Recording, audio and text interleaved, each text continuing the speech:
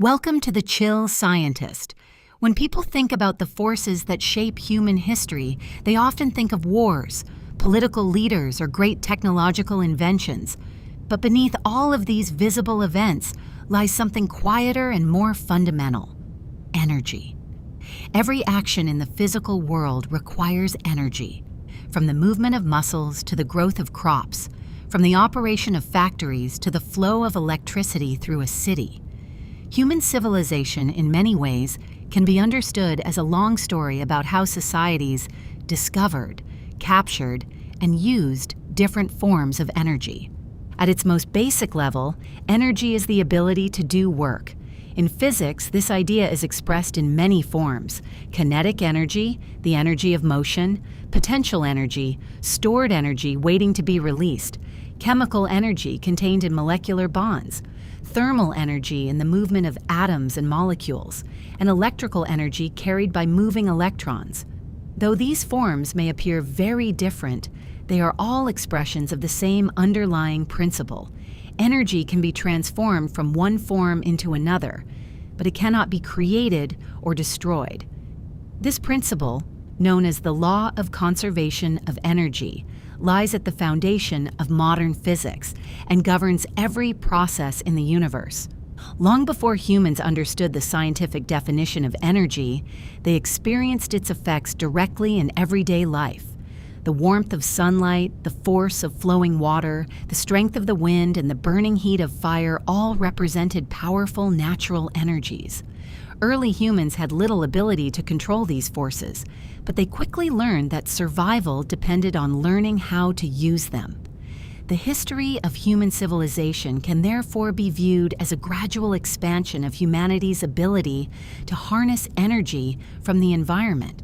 For the vast majority of human existence, the only significant energy sources available were those provided directly by nature. The sun powered plant growth,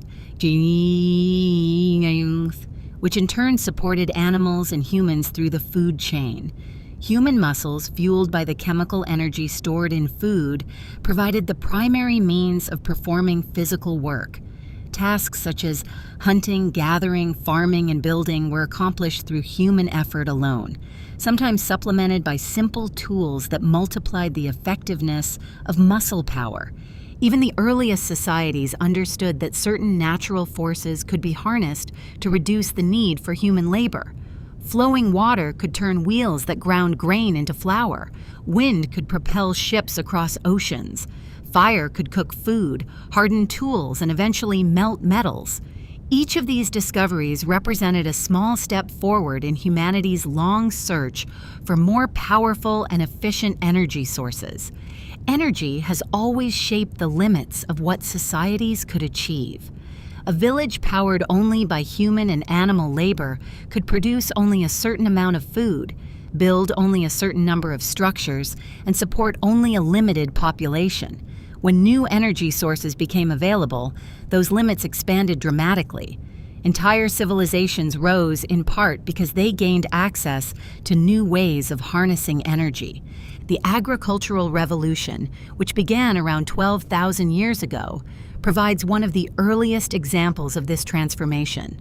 When humans learned to cultivate crops and domesticate animals, they effectively learned how to capture solar energy more efficiently. Plants convert sunlight into chemical energy through photosynthesis, storing that energy in sugars and other molecules. By growing crops intentionally, humans could gather far more solar energy from a given area of land than they could by simply foraging for wild plants. Domesticated animals further expanded the energy available to early farmers. Oxen, horses, and other working animals could perform tasks that would otherwise require many human laborers. These animals converted plant energy into mechanical power, allowing farmers to plow fields, transport goods, and cultivate larger areas of land. In this way, agriculture and animal domestication represented early forms of energy technology, even if the people who developed them did not yet understand the physics behind them. For thousands of years, however, energy use remained limited by biological systems. Humans and animals could only produce so much mechanical power, and food production placed limits on how many workers or animals could be sustained. Most societies remained primarily agricultural, and economic productivity depended heavily on the physical strength of laborers and the fertility of the land. The situation began to change dramatically during the early modern period, with the discovery that energy could be extracted from underground fuels, such as coal. Fossil fuels represented stored solar energy from ancient ecosystems that had been buried and compressed over millions of years. When burned, these fuels released enormous amounts of heat energy, far greater than what could be produced by wood or human labor alone. This discovery marked the beginning of a profound shift in human energy use. Instead of relying primarily on current biological processes, such as crops, animals, and forests, societies began tapping into vast reserves of ancient energy stored within the earth. Coal-powered steam engines would soon drive factories, locomotives, and ships, dramatically increasing the productive capacity of industrial societies. From that point forward, energy would become one of the central factors shaping the modern world. The Industrial Revolution, the rise of global transportation networks, the electrification of cities, and the development of modern technology were all made possible by expanding access to concentrated energy sources. Oil, natural gas, hydroelectric power, and nuclear energy would later add even more layers to this complex energy system. At the same time, the increasing scale of energy use has introduced new challenges. Modern civilization consumes energy at levels far beyond anything seen in earlier eras. Power plants, vehicles, computers, factories, and infrastructure all require continuous energy flows to operate. This immense demand has raised important questions about sustainability, environmental impact, and the long-term availability of energy resources. Understanding these challenges requires understanding the long history that led to the modern energy system. Each stage in that history, from fire to fossil fuels to renewable energy technologies, represents a different strategy for capturing and transforming energy from the environment. The tools, machines, and infrastructures built around these energy sources have shaped not only economies and technologies, but also the structure of daily life. Energy, in other words, is not just a technical concept studied by physicists and engineers. It is one of the deepest organizing forces in human history. The amount of energy a society can access determines how food is produced, how goods are manufactured, how cities are built, and how people travel and communicate. When new energy sources become available, entire economic systems and social structures can change. Seen from this perspective, the story of civilization becomes a story of expanding energy access. Early humans relied on the chemical energy stored in food. Agricultural societies captured sunlight through crops and animal labor. Industrial societies unlocked the vast energy reserves stored in fossil fuels. Today, modern technologies are beginning to explore new ways of capturing energy from the sun, wind, and other renewable sources. Each transition in this long story has reshaped the possibilities of human life. And as humanity continues to search for new energy systems that can sustain a growing global population while protecting the planet's ecosystems, the science and history of energy remains one of the most important subjects for understanding both our past and our future. To fully appreciate how deeply energy shapes the world around us, however, it is helpful to begin even earlier than human history itself. Long before humans discovered fire or built machines, energy was already flowing through the universe, powering stars, shaping planets, and sustaining the first forms of life on Earth. The roots of human energy systems ultimately reach back to the most fundamental processes of physics and biology, beginning with the single greatest source of energy in our solar system, the sun. Long before humans appeared on Earth, energy was already shaping the conditions that would eventually make life possible. The story of energy begins not with civilization, but with the basic physical processes that govern the universe itself. Every star, planet and living organism exists within a vast system of energy flows, all governed by the fundamental laws of physics. At the center of Earth's energy system is the sun. The sun is an enormous sphere of plasma, about 1.4 million kilometers in diameter, composed primarily of hydrogen and helium. Deep within its core, temperatures reach approximately 15 million degrees Celsius. Under these extreme conditions, hydrogen nuclei collide with enough force to fuse together, forming helium and releasing tremendous amounts of energy in the process. This process, known as nuclear fusion, converts a small amount of mass into energy according to the equation famously described by Albert Einstein: E = mc squared. Every second, the sun converts roughly 4 million tons of matter into energy. That energy radiates outward into space as electromagnetic radiation, including visible light, ultraviolet radiation, and infrared heat. Only a tiny fraction of this energy reaches Earth, but even that small portion is enormous by human standards. In fact, the amount of solar energy that strikes the Earth's surface in just 1 hour is greater than the total energy consumed by all human activity in an entire year. This constant flow of solar energy drives nearly every natural system on Earth. It powers the circulation of the atmosphere, creating winds and weather patterns. It drives the water cycle, evaporating water from oceans and lakes, which later falls again as rain or snow. Most importantly for life, solar energy fuels the process of photosynthesis in plants and algae. Photosynthesis is one of the most important biological energy processes on Earth. In this process, plants use sunlight to convert carbon dioxide and water into sugars and oxygen. The sugars produced during photosynthesis store chemical energy that can later be used by plants themselves or by animals that consume them.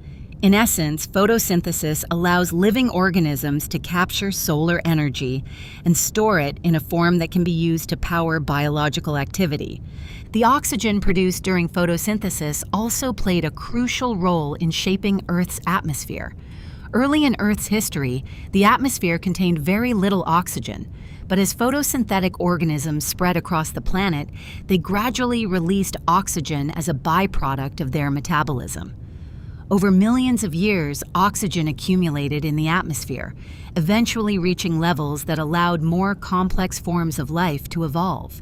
This transformation of the atmosphere, often called the Great Oxygenation Event, occurred roughly 2.5 billion years ago and marked one of the most important transitions in Earth's biological history. Oxygen allowed organisms to develop a much more efficient method of energy extraction known as aerobic respiration. In this process, cells break down sugars using oxygen to release large amounts of chemical energy that can power cellular functions. The energy stored in sugars and other biological molecules fuels nearly every activity within living organisms. Muscles contract, neurons fire, and cells divide using energy derived from these chemical reactions. At the cellular level, much of this energy is transferred through a molecule known as adenosine triphosphate, or ATP. ATP acts as a kind of universal energy currency within living systems, allowing cells to store and release energy as needed for various biological processes. Through these biological mechanisms, energy flows continuously through ecosystems. Plants capture energy from sunlight. Herbivores consume plants, transferring that energy into animal tissues. Carnivores consume other animals, moving the energy further along the food chain. Eventually, decomposers such as fungi and bacteria break down dead organisms, returning nutrients to the soil and completing the cycle. For most of Earth's history, this solar-powered ecosystem represented the primary energy system of the planet. Life evolved within the limits of the energy that could be captured through photosynthesis and circulated through food webs. The entire biosphere was sustained by this steady input of solar radiation. Human beings emerged within this same biological energy system. Early humans obtained their energy from the food they ate, just as other animals did. The chemical energy stored in plants and animals fueled human metabolism, allowing muscles to move and brains to think.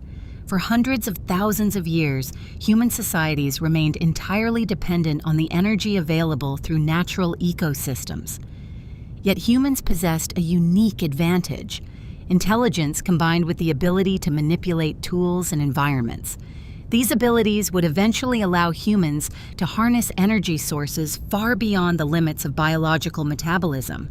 But at the beginning, the first energy system available to humans was the same one used by every other animal on Earth: the chemical energy contained in food, converted into motion by the muscles of the body. In this sense, the earliest human societies were powered by biological energy systems that had evolved over billions of years. The strength of human muscles determined how much work could be performed in hunting, gathering, building shelters, or traveling across landscapes. Even the earliest tools, such as stone axes or spears, functioned primarily by amplifying the force produced by human muscles. Over time, humans would gradually learn how to extend their reach beyond the limits of their own bodies. They would discover ways to control fire, harness animals, capture wind and water, and eventually tap into the immense stores of energy buried within the Earth itself. Each of these developments represented a step in humanity's growing ability to capture and direct energy flows. But before any of those transformations could occur, the earliest human societies lived within a world where the available energy was limited to what the human body itself could produce. The story of energy in human history therefore begins with the simplest and most ancient energy system of all: the conversion of food into the power of human muscles. The controlled use of fire marked one of the most important turning points in the history of energy. Before fire, humans relied entirely on biological energy systems, food converted into muscle power, to survive and perform work. With fire, humans gained access to a new kind of energy that could be stored, transported, and used in ways that extended far beyond the limits of the human body. This transformation was gradual and likely occurred over many thousands of years, as early humans learned not only how to use naturally occurring fires, but eventually how to create and maintain them deliberately. Wildfires caused by lightning strikes had long existed in natural ecosystems. Early humans probably encountered these fires and observed their effects on landscapes and animals. Burned areas often attracted animals to fresh plant growth that appeared after the fire, making these places good hunting grounds. Charred meat left behind by natural fires may have introduced early humans to the taste and benefits of cooked food. At some point, humans began carrying burning branches or embers from natural fires and using them to maintain small hearths within campsites. Archaeological evidence suggests that controlled fire use dates back at least several 100,000 years. Sites associated with early human species, such as Homo erectus, contain layers of ash, burned bones, and stones arranged in patterns consistent with hearths. These remains indicate that fire was being maintained in specific locations where groups gathered, cooked food, and likely spent time together. One of the immediate advantages of fire was warmth.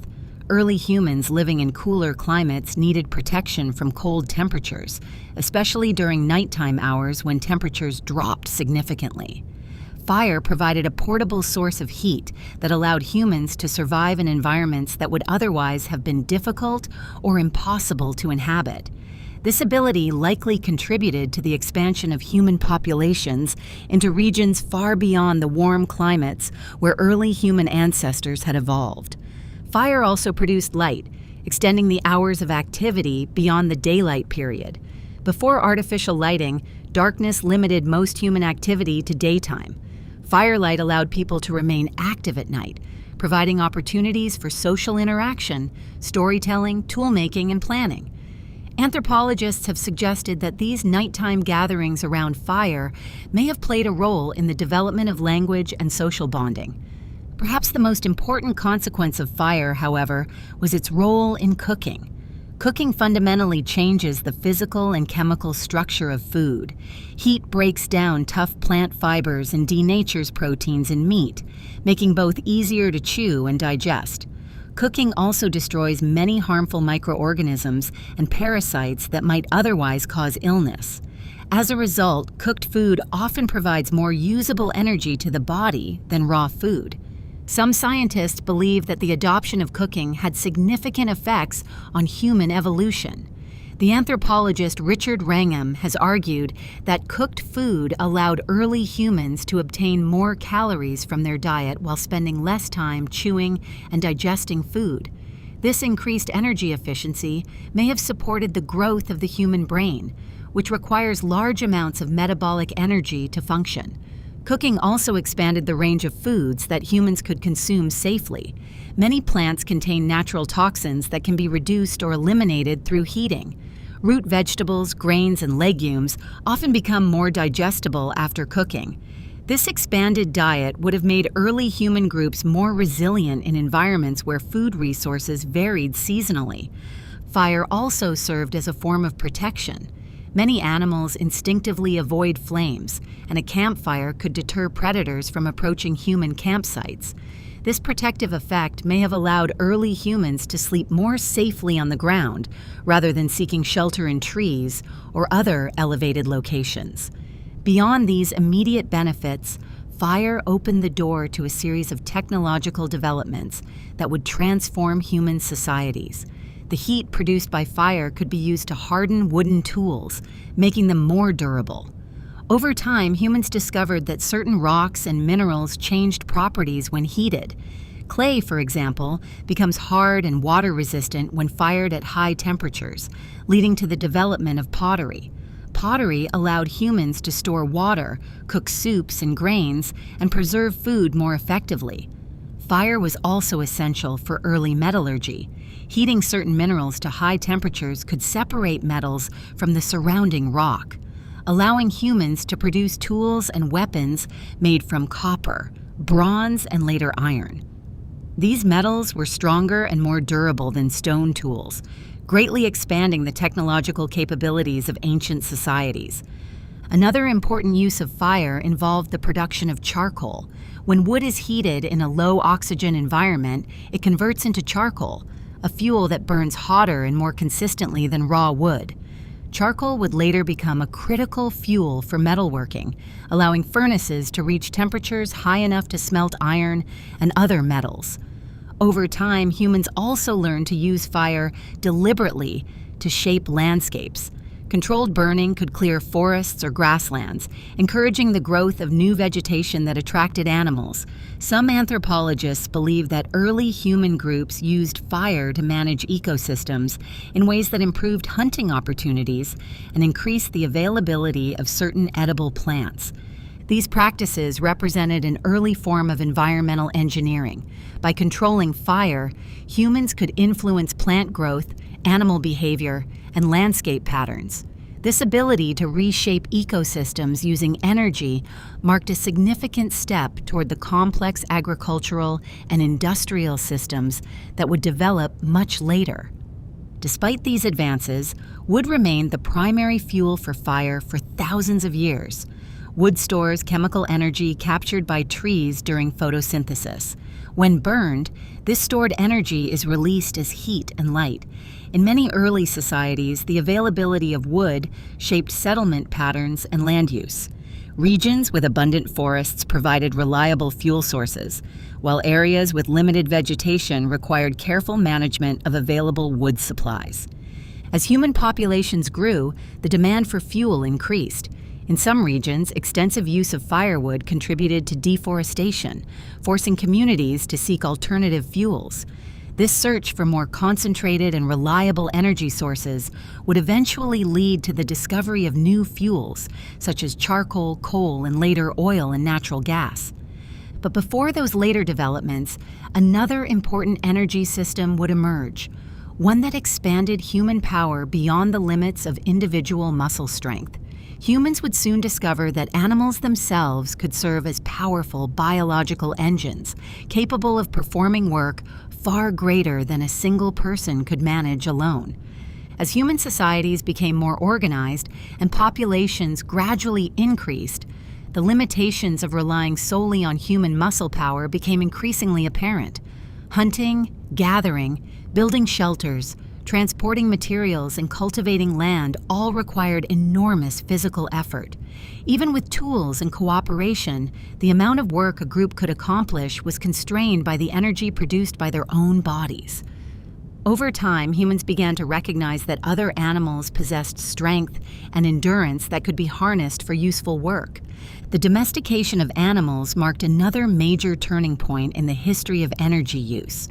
When humans learned to tame and breed certain species, they gained access to powerful sources of biological energy that could be directed toward labor. Animals could convert plant energy, grass, grains, and other vegetation into muscle power that humans could then use for transportation, farming, and construction. The process of domestication likely began more than 10,000 years ago, roughly during the same period when agriculture was emerging in several regions of the world. Dogs were among the earliest domesticated animals, initially serving as hunting companions and protectors of human settlements. Over time, humans domesticated other animals such as goats, sheep, cattle, horses, and donkeys. Each species contributed different capabilities to early societies. Large animals such as oxen and horses proved particularly valuable because of their strength. An ox could pull heavy loads or plow soil far more efficiently than humans working alone. The introduction of animal-powered plows dramatically increased the amount of land that farmers could cultivate. Fields that would have required days of human labor could be prepared much more quickly with animal assistance. This expansion of agricultural productivity allowed societies to produce larger food surpluses, supporting growing populations and more complex settlements. Horses played a transformative role in transportation and mobility. Before the domestication of horses, human travel over long distances was slow and physically demanding. Horses allowed people to travel faster, carry heavier loads, and communicate across larger territories. Entire cultures developed around horse-based mobility, particularly in the vast grasslands of Central Asia, where nomadic societies used horses for travel, warfare, and herding livestock. Animal power also supported early trade networks. Goods could be transported by animals pulling carts or carrying loads on their backs. Caravans of camels crossed deserts carrying spices, textiles, and precious materials along trade routes that connected distant civilizations. These early transportation systems expanded economic connections between regions and facilitated cultural exchange. In addition to transportation and farming, animals also contributed energy in other forms. In some agricultural societies, animals were used to power simple machines such as mills that ground grain into flour. By walking in circles connected to mechanical systems, animals could turn millstones or operate irrigation devices that lifted water from rivers into farmland. These systems represented early examples of mechanical energy being generated through biological engines. Despite these advantages, animal power still had limitations. Like humans, animals required food to sustain their activity. Maintaining large numbers of working animals required land for grazing or crops for feed, which meant that the total energy available from animal labor was ultimately constrained by the productivity of agriculture. In other words, animal energy was still tied to the biological energy captured through photosynthesis. Nevertheless, the use of animals significantly expanded the energy available to early human societies. A single horse could produce several times the mechanical power of a human laborer and sustain that effort for extended periods. This increase in available energy allowed communities to cultivate larger farms, build larger structures, and maintain longer trade networks than would have been possible with human labor alone. Animal power also influenced the development of military systems. Horses, in particular, transformed warfare by enabling rapid movement across battlefields and long-distance campaigns. Cavalry units became important components of many ancient armies. The speed and mobility provided by horses often determined the outcome of battles and influenced the rise and fall of empires. In agricultural societies, the combined energy of humans and animals formed the foundation of economic productivity for thousands of years. Farmers relied on oxen or horses to plow fields, transport harvests, and perform heavy labor. These biological energy systems powered the construction of roads, irrigation systems, and early cities. At the same time, human ingenuity continued to develop tools and machines that could multiply the effectiveness of both human and animal labor. Simple mechanical devices such as levers, pulleys, and inclined planes allowed workers to lift heavy objects with less effort. The wheel, one of the most important inventions in human history, made it possible to transport goods more efficiently over land. The wheel itself did not create energy, but it reduced friction and allowed energy from human or animal muscles to be used more efficiently. When combined with carts and wagons, the wheel enabled societies to move large quantities of materials that would have been extremely difficult to transport otherwise. These early mechanical innovations represented the beginning of a long tradition of engineering solutions designed to make better use of available energy. Humans were learning not only to harness new energy sources, but also to apply physical principles to use that energy more effectively. While biological energy from humans and animals dominated early civilizations, natural forces such as flowing water and moving air also offered enormous potential energy. Rivers carried immense kinetic energy as water moved downhill under the influence of gravity. Winds swept across landscapes driven by temperature differences in the atmosphere. For centuries, these forces remained largely untapped. Eventually, however, humans discovered ways to capture these natural energy flows using mechanical systems.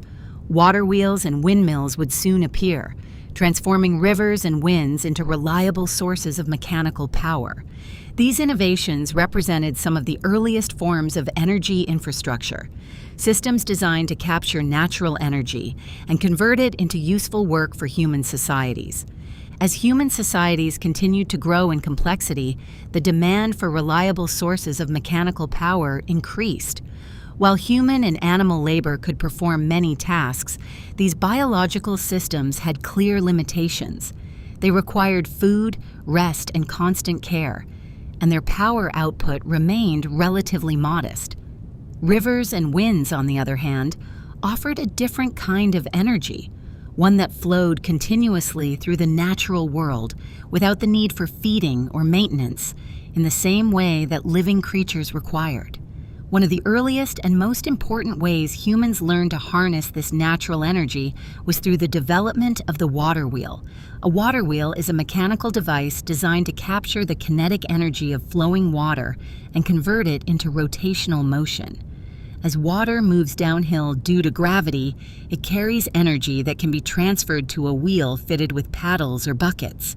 The moving water pushes against these paddles, causing the wheel to turn.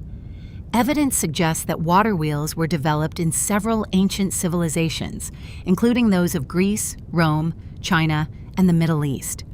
Some of the earliest written descriptions of water-powered machines date back to the Greek engineer Philo of Byzantium in the 3rd century BCE.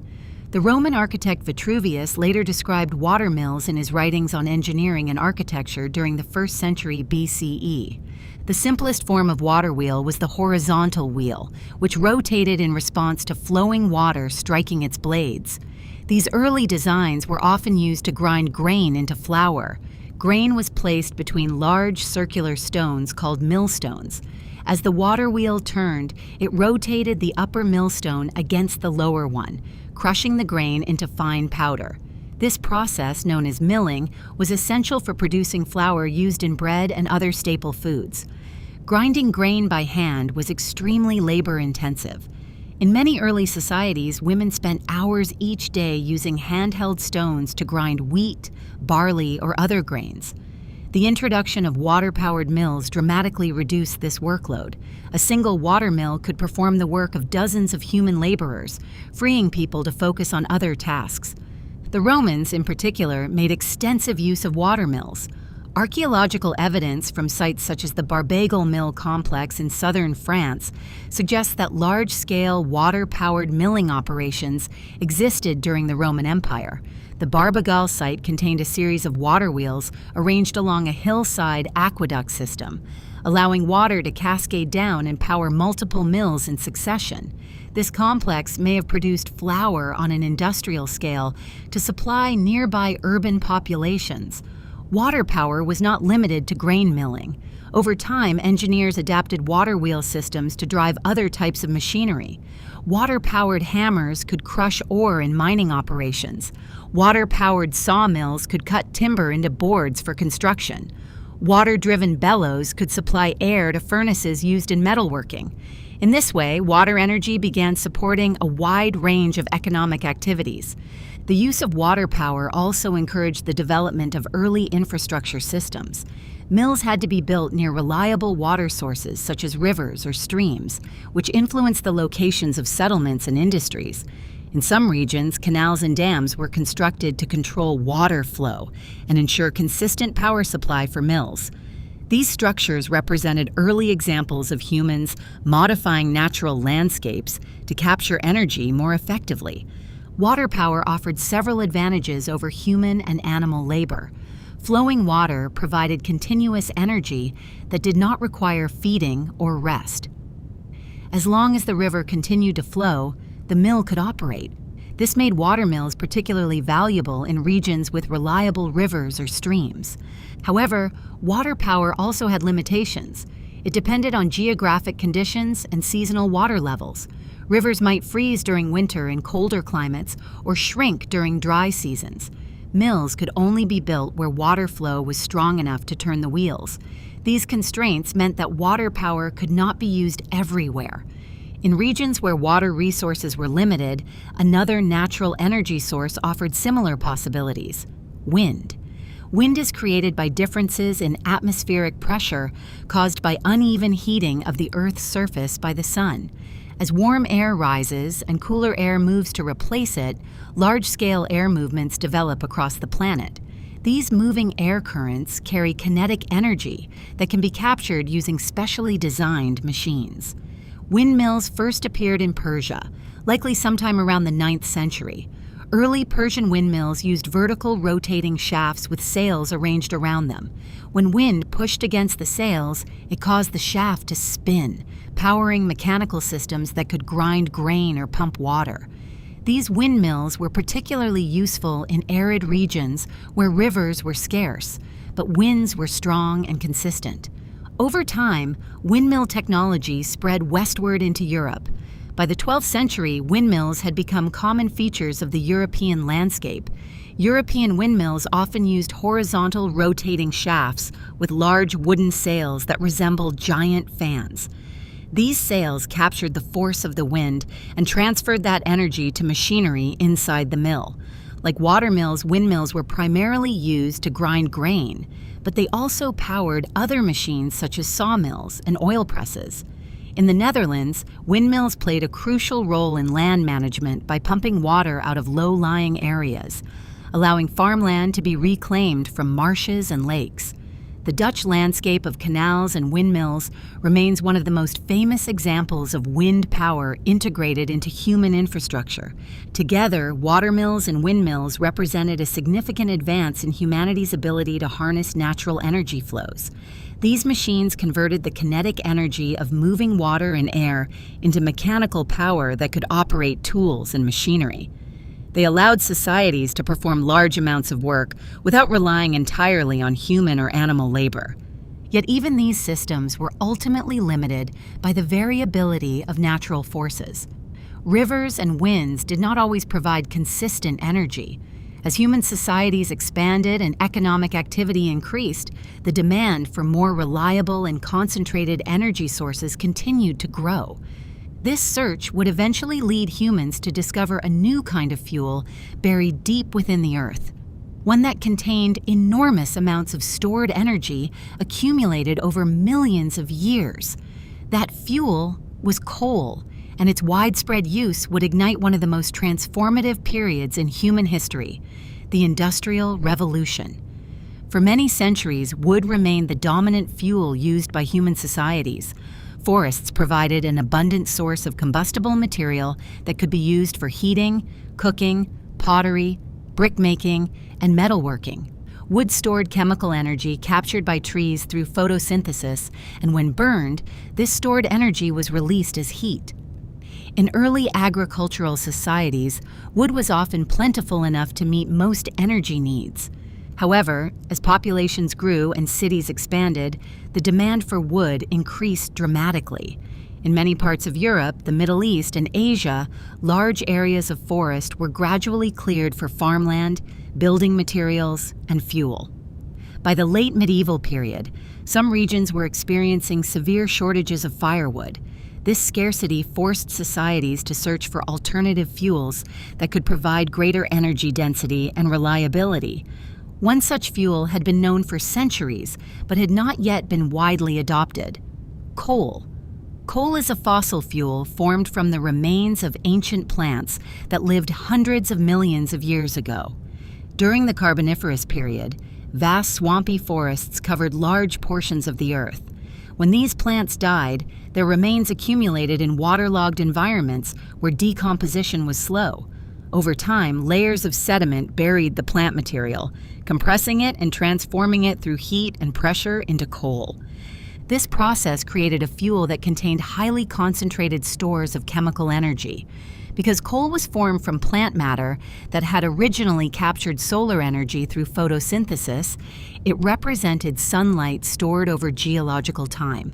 Compared with wood, coal contained much more energy per unit of mass and burned at higher temperatures. These properties made it particularly valuable for industries that required intense heat. Coal had been used in limited ways for centuries, especially in regions where it was exposed at the surface and easy to collect. In parts of China and Britain, people burned coal for heating as early as the first millennium. However, widespread coal use did not begin until the early modern period, when growing populations and industrial activities created greater demand for energy. Britain played a particularly important role in this transition. By the 17th century, many of Britain's forests had already been heavily depleted. At the same time, Britain possessed large deposits of coal near the surface, especially in regions such as northern England and Wales.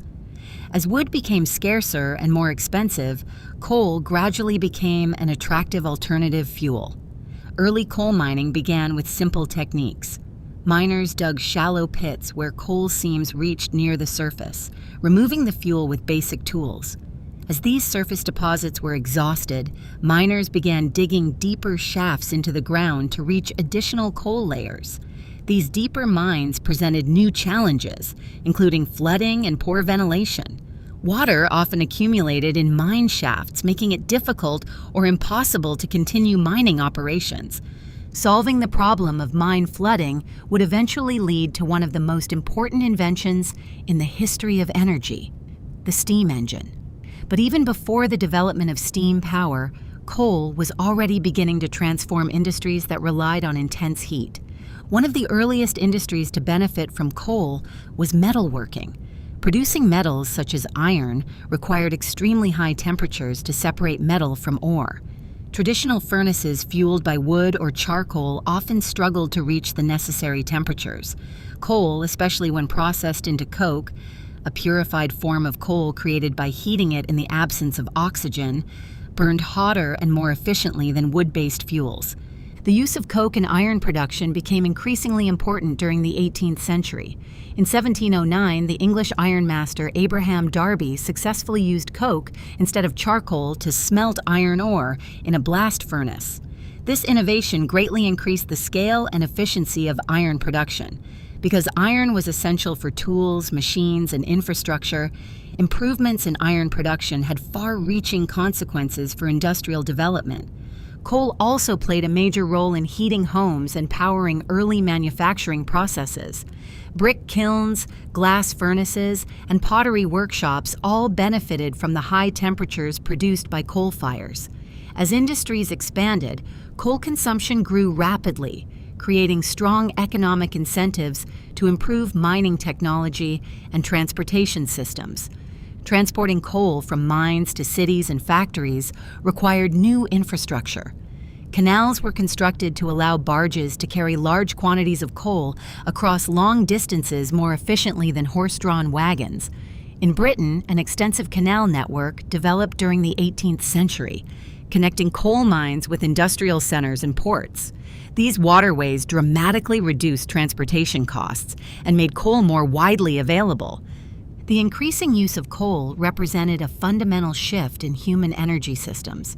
Unlike wood, which depended on living forests that required decades to grow, coal provided access to vast reserves of energy accumulated over hundreds of millions of years. These fossil fuels allowed societies to dramatically expand their energy consumption beyond the limits imposed by current biological productivity. This shift also had profound economic consequences. Industries that had previously been limited by human or animal labor could now operate using energy derived from burning coal. Factories could run machines powered by coal-fired engines. Production could occur on a much larger scale than ever before. The growing demand for coal created pressure to improve mining methods and develop machines capable of pumping water from deep mines. This challenge would soon lead to the invention of the steam engine, a device that converted heat energy from burning coal into mechanical motion.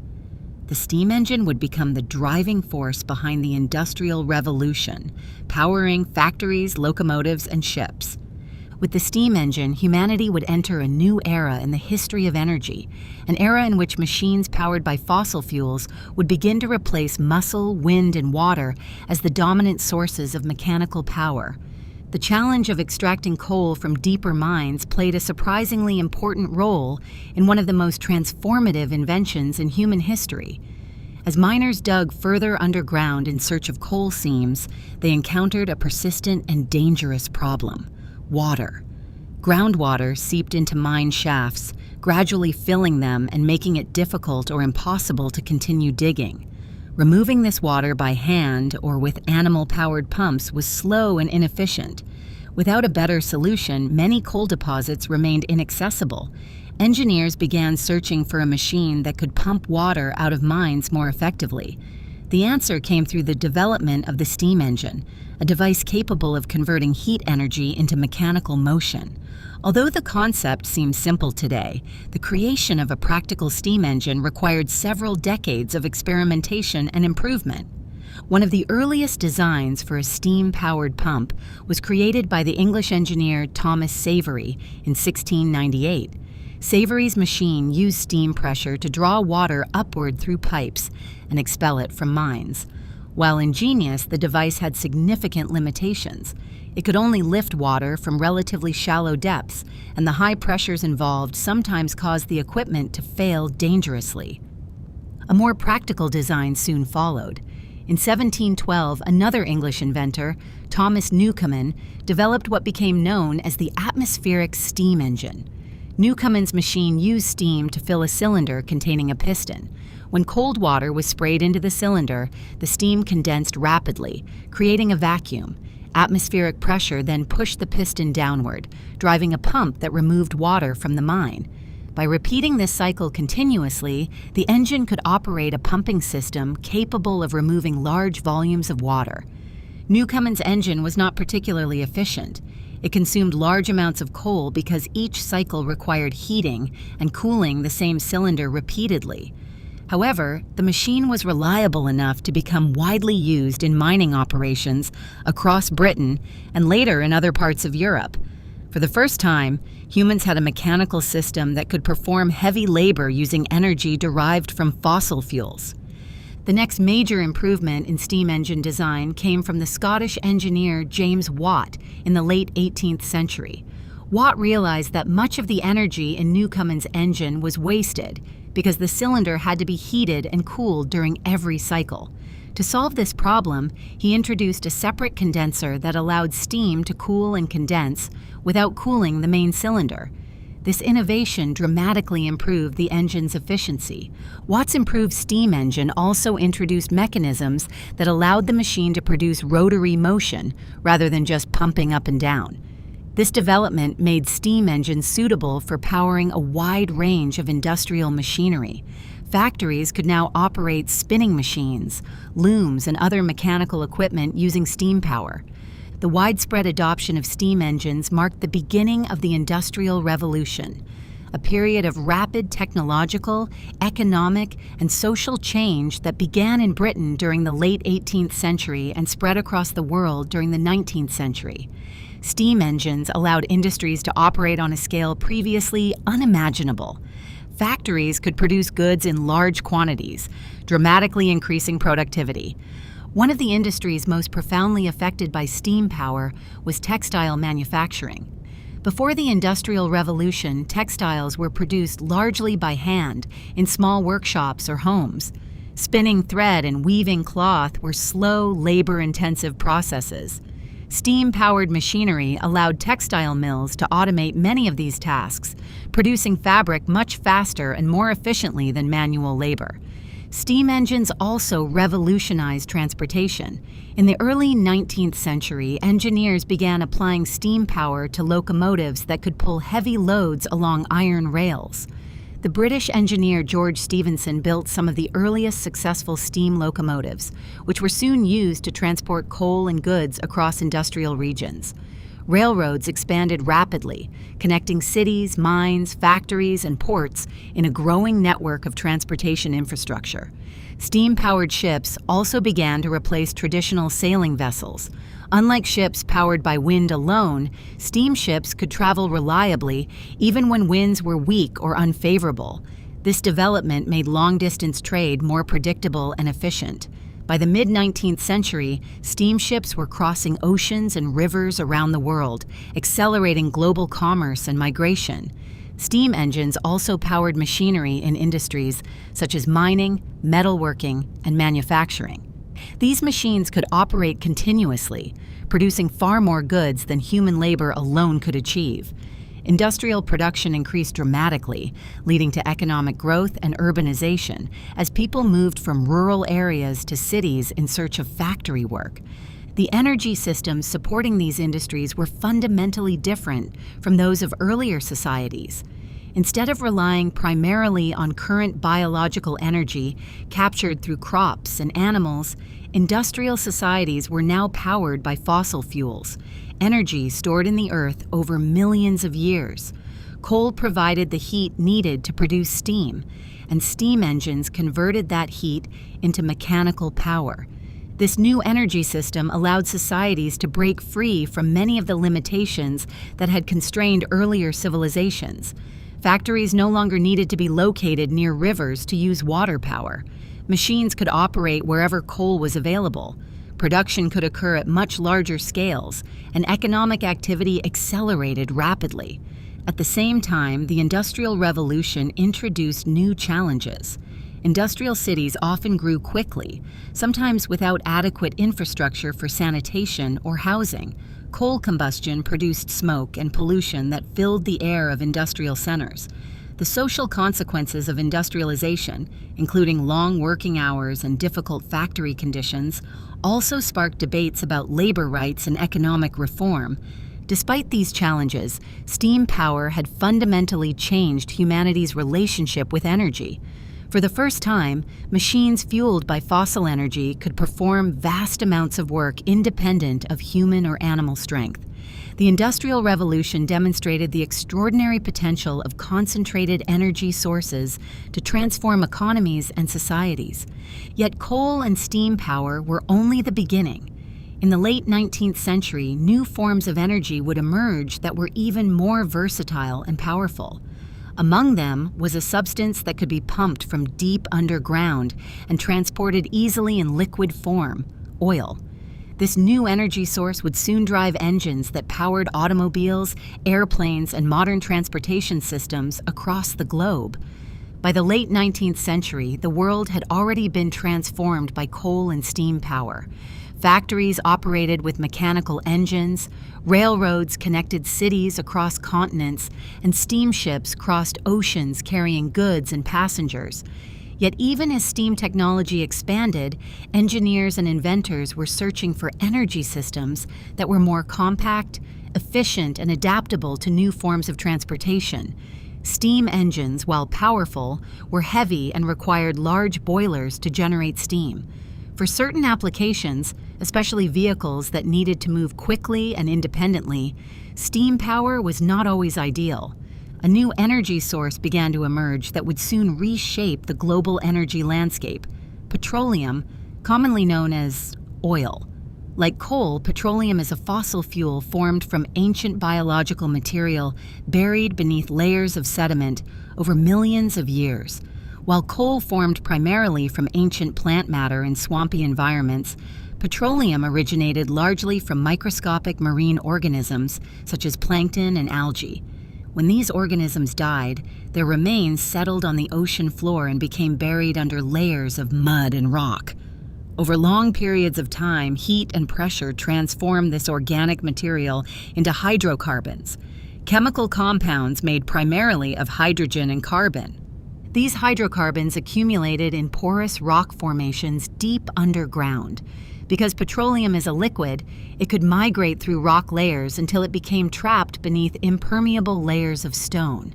In certain places, natural processes pushed oil close enough to the surface that it seeped out of the ground.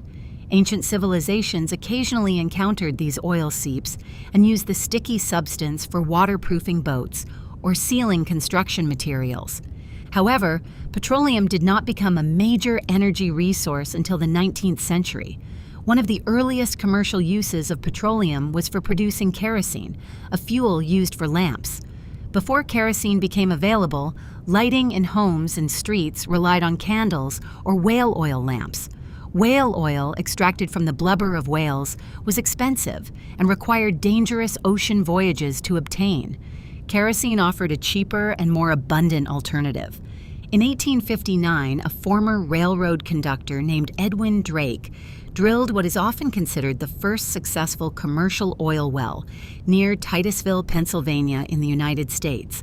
Drake used drilling techniques similar to those used in salt wells to reach underground oil deposits. When the well began producing oil, it demonstrated that petroleum could be extracted in significant quantities from underground reservoirs. The discovery triggered an oil boom. Entrepreneurs rushed to drill new wells across Pennsylvania and later in other parts of the world. Refineries were built to process crude oil into useful products such as kerosene and lubricating oils. The oil industry expanded rapidly, and petroleum soon became one of the most valuable energy resources in the modern world.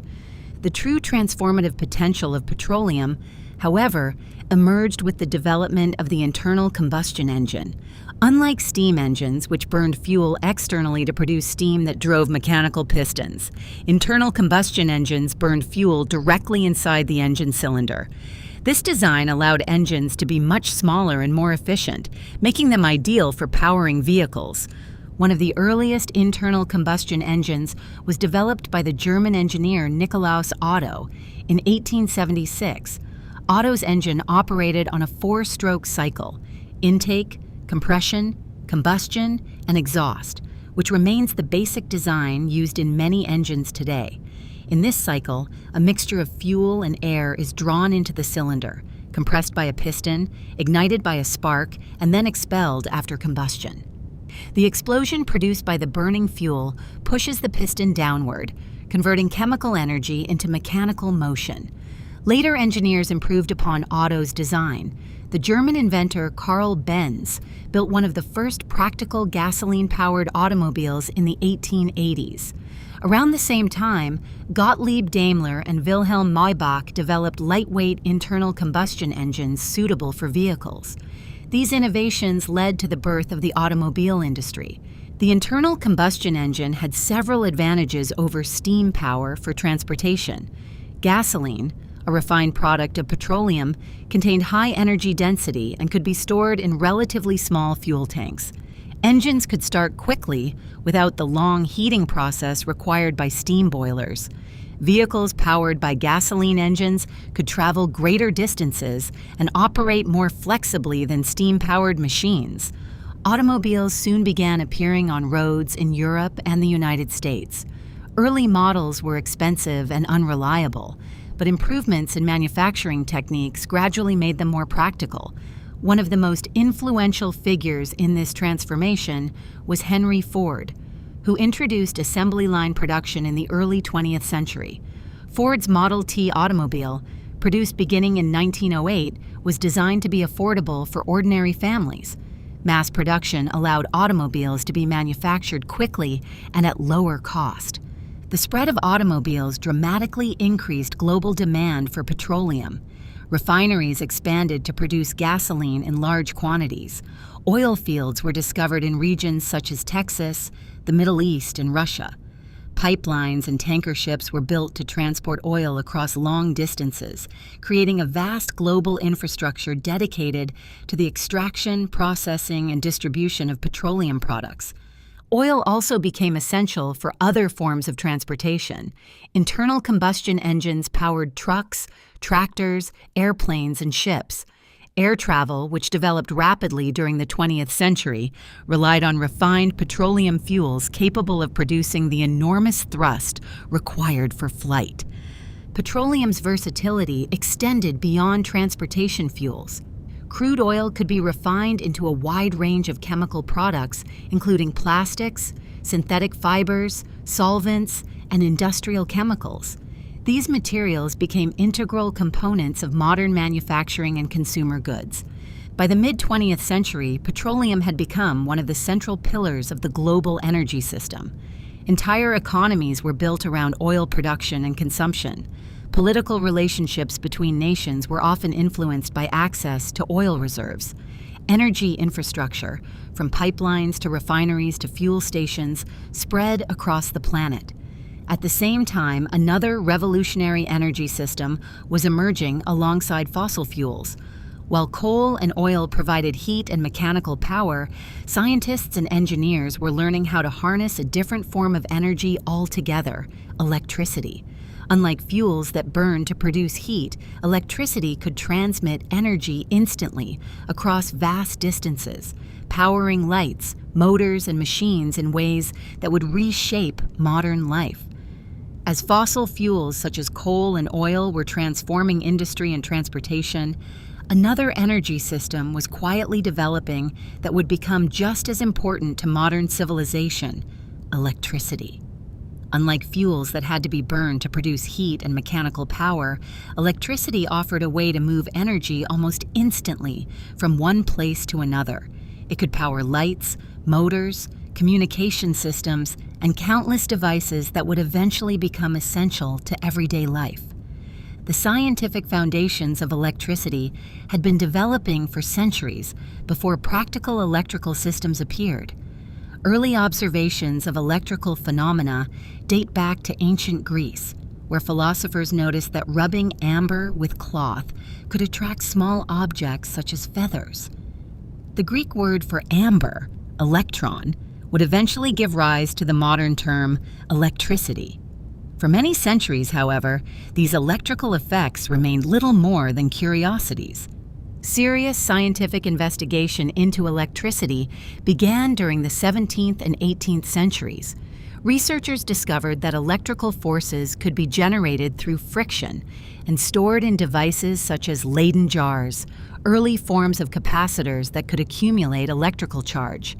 Experiments with static electricity fascinated scientists across Europe.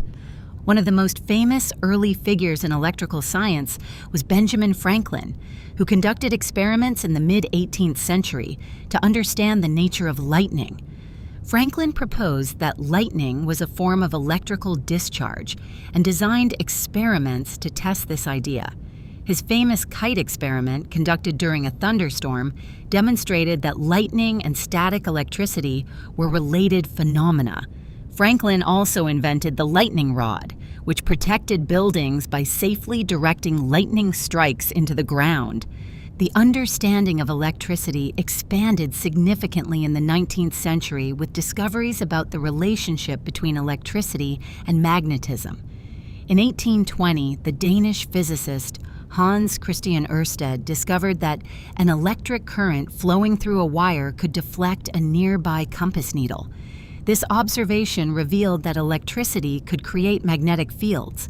Shortly afterward, the English scientist Michael Faraday made a discovery that would become one of the most important principles in energy technology. Faraday found that moving a magnet near a coil of wire could generate an electric current in the wire. This phenomenon, known as electromagnetic induction, demonstrated that mechanical motion could be converted directly into electricity. Faraday's discovery laid the foundation for electric generators.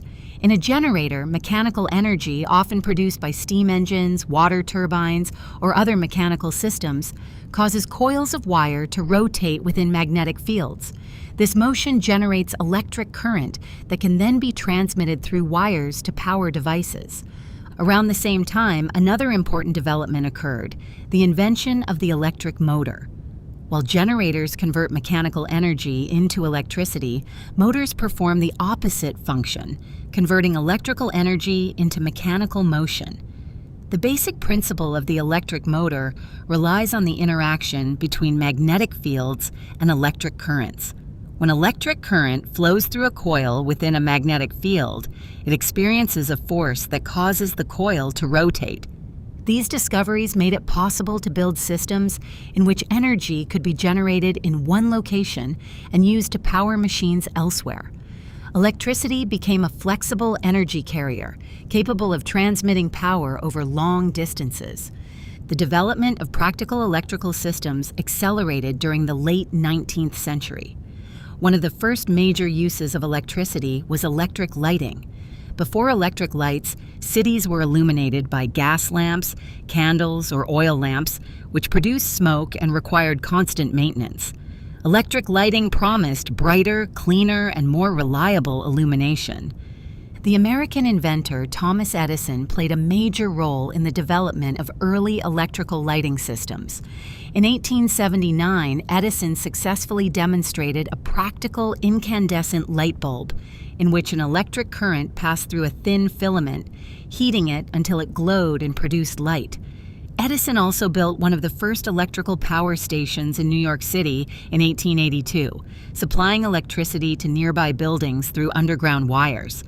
However, Edison's system used direct current, or DC electricity, which could only travel short distances efficiently. Another inventor, Nikola Tesla, developed systems based on alternating current, or AC electricity. Alternating current periodically reverses direction, allowing it to be transmitted over much longer distances using transformers that adjust voltage levels.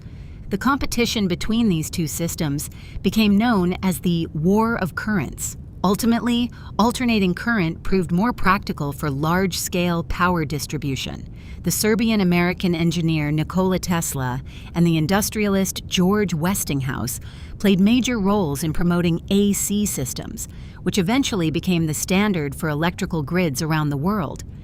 As electrical infrastructure expanded, cities began building networks of power plants, transmission lines, and distribution systems to deliver electricity to homes and businesses. These electrical grids allowed energy generated at centralized power stations to flow through vast networks of wires, powering lights, appliances, and industrial equipment. Electricity quickly became one of the most versatile forms of energy ever harnessed by humans.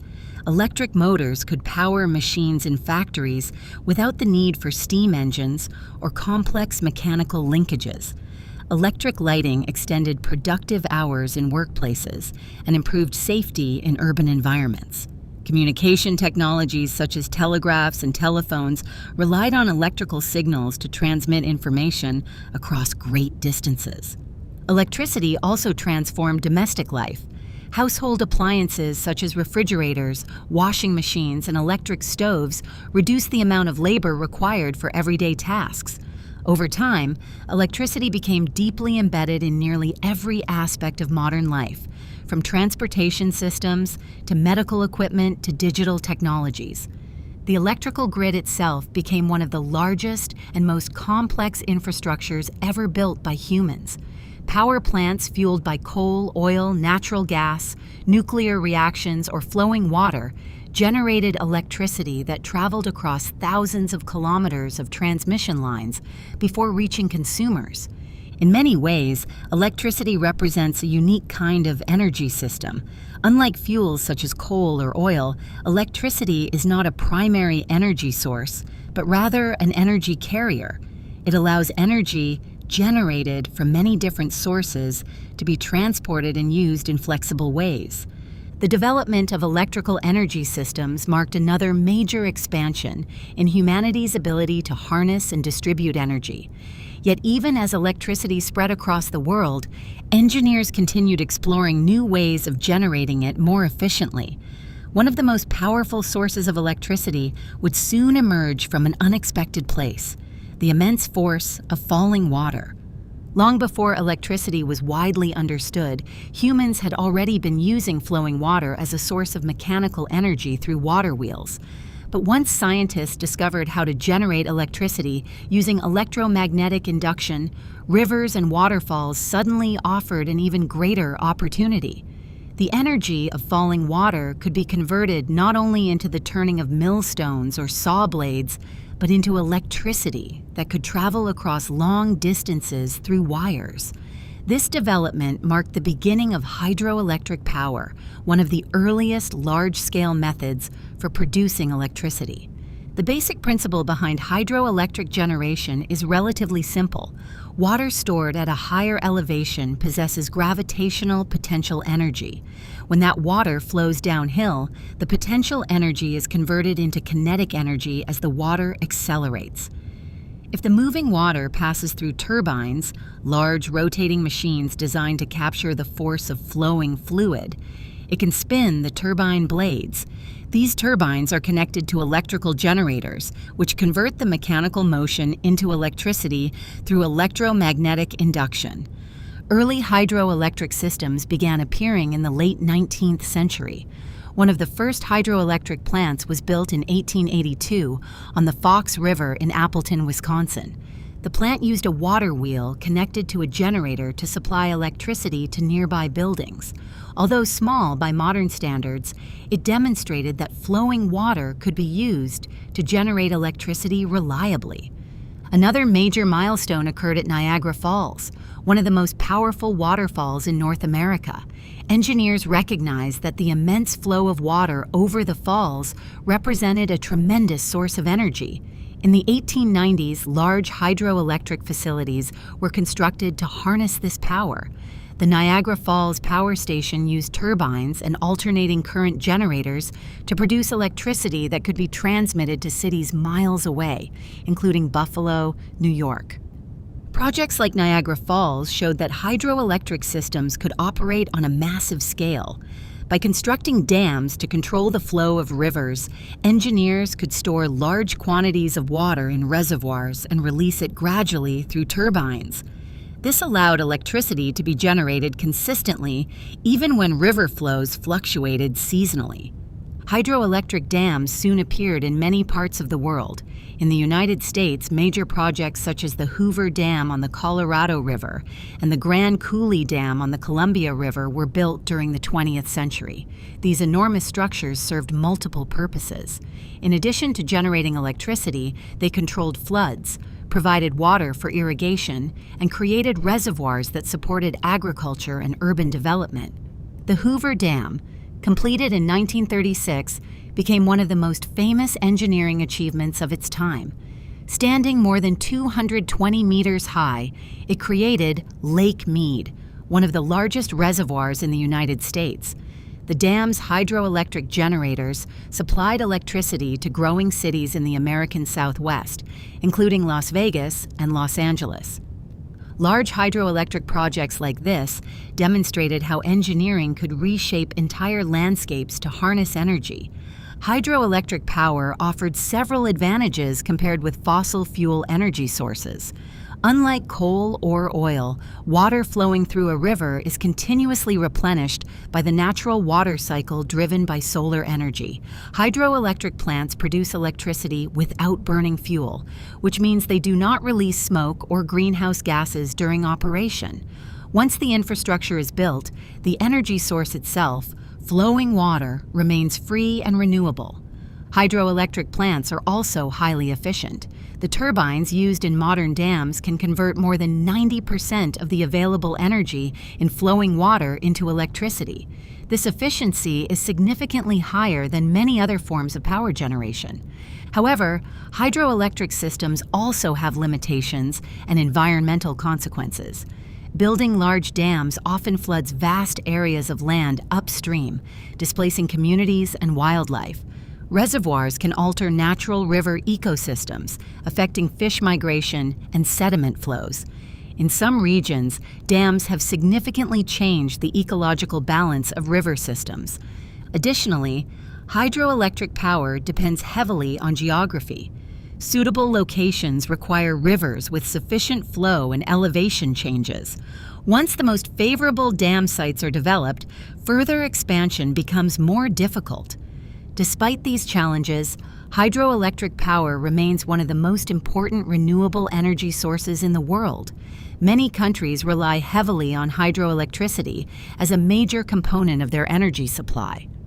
Nations with abundant rivers and mountainous terrain, such as Norway, Canada, and Brazil, generate large portions of their electricity from hydroelectric plants. At the same time that hydroelectric power was expanding, another fossil fuel was quietly becoming an increasingly important part of the global energy system: natural gas. Like oil and coal, natural gas formed from ancient organic matter buried underground and transformed by heat and pressure over millions of years. But unlike coal or oil, natural gas is primarily composed of methane, a simple hydrocarbon that burns very cleanly compared with other fossil fuels. Natural gas can be transported through pipelines and burned to produce heat or electricity. In modern power plants, natural gas turbines can generate electricity with high efficiency and relatively lower emissions compared with coal-fired plants. As pipeline networks expanded during the 20th century, natural gas became a major fuel for heating homes, powering industries, and generating electricity. By the middle of the 20th century, the global energy system had grown into a complex network of fuels, technologies, and infrastructures. Coal-powered factories and power plants, oil-fueled vehicles and airplanes, hydroelectric dams generated electricity from rivers, natural gas heated buildings and supplied energy for industries.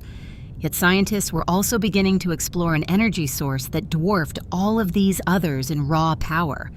Deep within the atoms that make up matter itself lies a form of energy millions of times more concentrated than chemical fuels.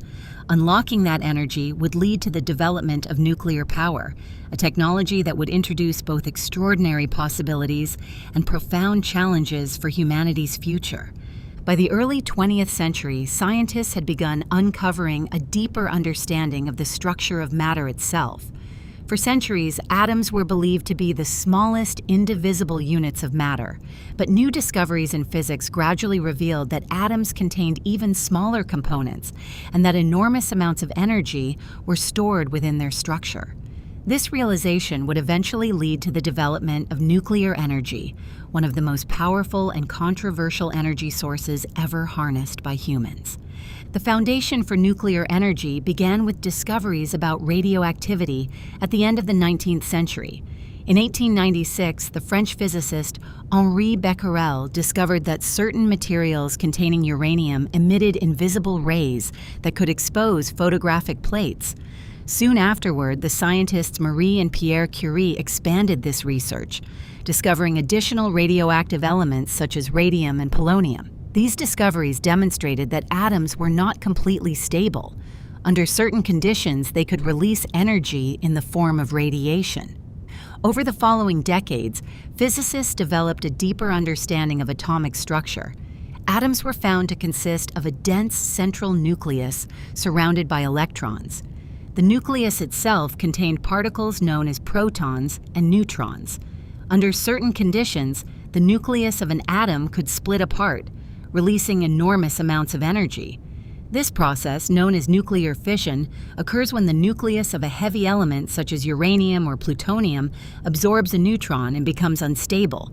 The nucleus then splits into smaller nuclei, releasing additional neutrons and a large amount of energy in the form of heat and radiation. Because each fission event releases neutrons that can trigger further fission reactions in nearby atoms, a chain reaction can occur. The discovery of nuclear fission in 1938 by German scientists Otto Hahn and Fritz Strassmann, later explained by physicists Lise Meitner and Otto Frisch, revealed that atomic nuclei contained energy far greater than anything produced by chemical reactions, such as burning coal or oil.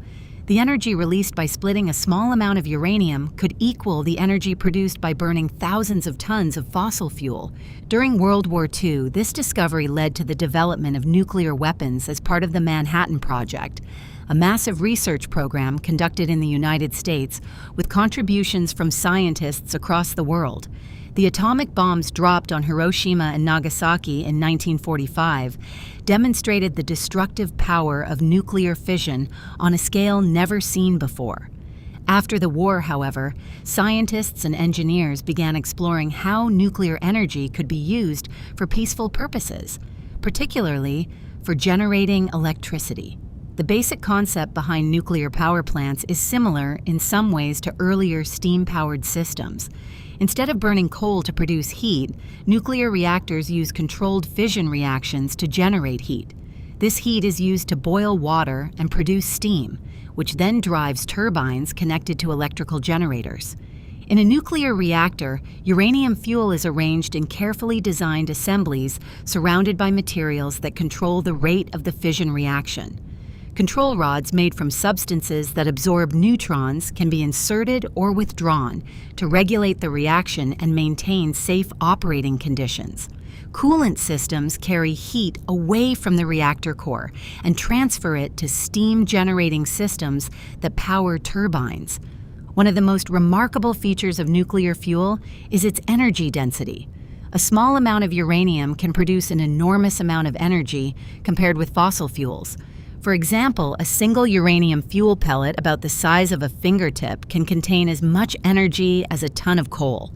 This extraordinary energy density allows nuclear power plants to generate large amounts of electricity using relatively small quantities of fuel.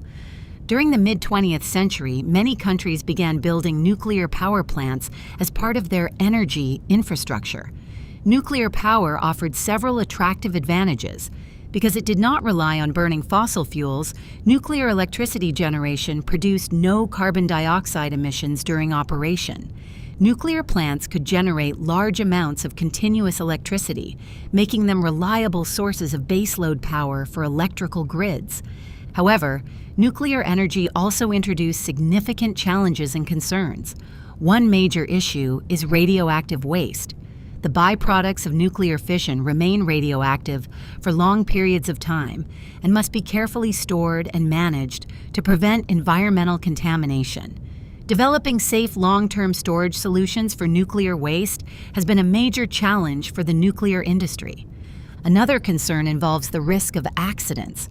Although nuclear reactors are designed with multiple safety systems, several major accidents have occurred over the decades. The most well-known include the 1986 Chernobyl disaster in the Soviet Union and the 2011 Fukushima accident in Japan. These events highlighted the potential dangers of nuclear technology and influenced public attitudes toward nuclear power in many countries. Despite these concerns, nuclear energy continues to play a significant role in global electricity production. Some countries rely heavily on nuclear power as a low-carbon energy source. France, for example, generates a large portion of its electricity from nuclear reactors. Meanwhile, scientists continue researching new nuclear technologies that may improve safety and efficiency. Concepts such as small modular reactors and advanced fuel cycles aim to reduce waste and enhance reactor safety systems. Some researchers are also exploring nuclear fusion, the same process that powers the sun, as a potential future energy source. Fusion involves combining light atomic nuclei rather than splitting heavy ones, and it could theoretically produce enormous amounts of energy with minimal radioactive waste. However, practical fusion power remains a major scientific and engineering challenge. While nuclear energy represents one of the most powerful energy sources ever discovered, it is only one part of a much larger global energy system. Over the past century, humanity's growing energy use has brought enormous benefits in terms of technology, transportation, and economic development. At the same time, the large-scale use of fossil fuels has introduced environmental challenges that are now reshaping how societies think about energy. As scientists study the impacts of energy use on the planet's atmosphere and ecosystems, a new chapter in the history of energy is emerging. One focused on understanding how energy systems affect the Earth itself. As global energy consumption expanded during the 20th century, scientists began noticing that large-scale industrial activity was affecting the Earth's atmosphere. For most of human history, the amount of energy used by societies had been relatively small compared with the scale of natural planetary systems. Even the early stages of the Industrial Revolution, though transformative for human civilization, represented only a small fraction of the energy flows that circulate through the Earth's climate system. But as fossil fuel use grew dramatically during the 20th century, researchers began studying how burning coal, oil, and natural gas might be influencing the planet's environment. The key issue centers on a group of gases known as greenhouse gases. These gases, which include carbon dioxide, methane, and water vapor, play an essential role in regulating the Earth's temperature. The basic mechanism is rooted in physics. When sunlight reaches the Earth, some of that energy is absorbed by the surface and converted into heat. The Earth then radiates part of this heat back toward space in the form of infrared radiation. Greenhouse gases in the atmosphere absorb some of this outgoing radiation and re-radiate it in all directions, including back toward the surface. This process traps heat in the lower atmosphere, keeping the planet warm enough to support life. Without the natural greenhouse effect, Earth's average temperature would be far colder, likely well below freezing. However, the concentration of greenhouse gases in the atmosphere influences how much heat is retained. When the levels of these gases increase, the atmosphere becomes more effective at trapping heat, leading to a gradual rise in global temperatures. The possibility that human activity could influence the climate through greenhouse gas emissions was first seriously proposed in the 19th century. In 1896, the Swedish scientist Svante Arrhenius calculated that increasing atmospheric carbon dioxide could lead to warming of the Earth's surface. Arrhenius was interested in understanding the causes of ice ages, but he also recognized that burning fossil fuels released carbon that had been stored underground for millions of years. At the time, many scientists believed that the atmosphere was so vast that human emissions would have little measurable impact. However, during the mid-20th century, new measurements began to show that atmospheric carbon dioxide levels were indeed rising. In 1958, the American scientist Charles David Keeling began systematic measurements of carbon dioxide concentrations at the Mauna Loa Observatory in Hawaii. His data revealed a steady upward trend in atmospheric CO2 levels over time, along with seasonal fluctuations related to plant growth and decay.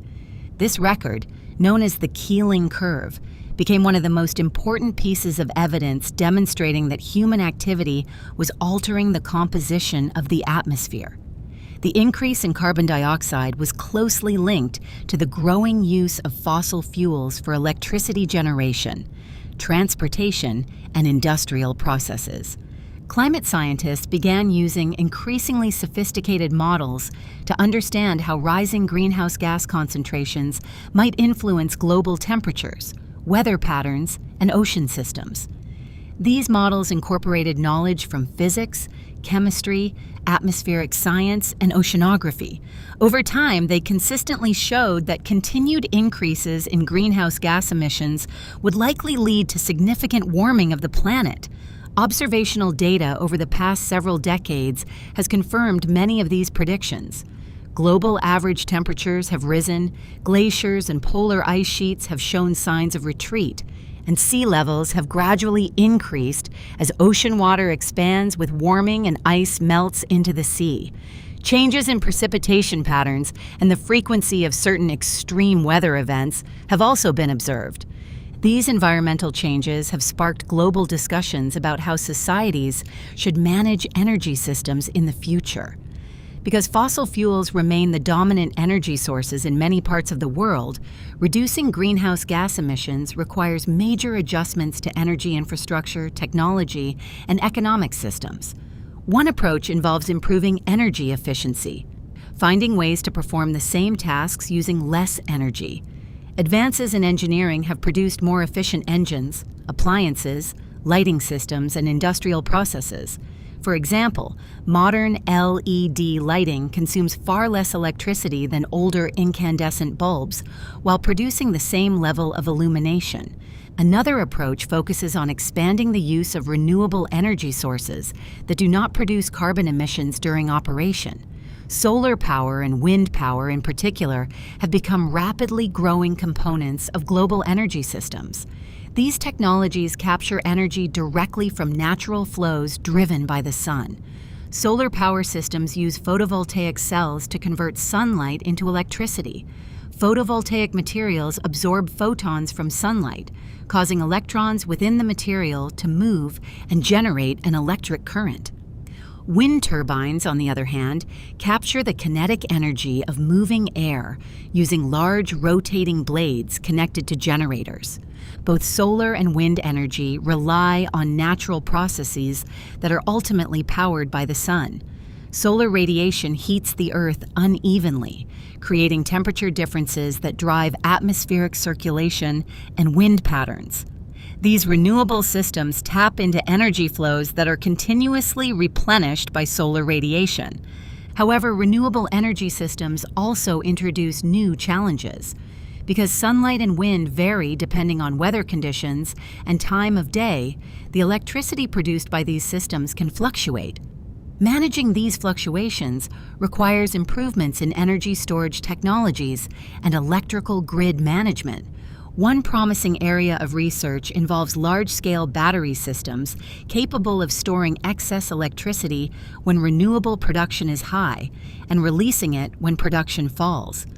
Advances in lithium-ion battery technology, originally developed for portable electronics and electric vehicles, have begun making grid-scale energy storage more practical. The ongoing transition toward lower carbon energy systems represents one of the largest technological and economic transformations in modern history.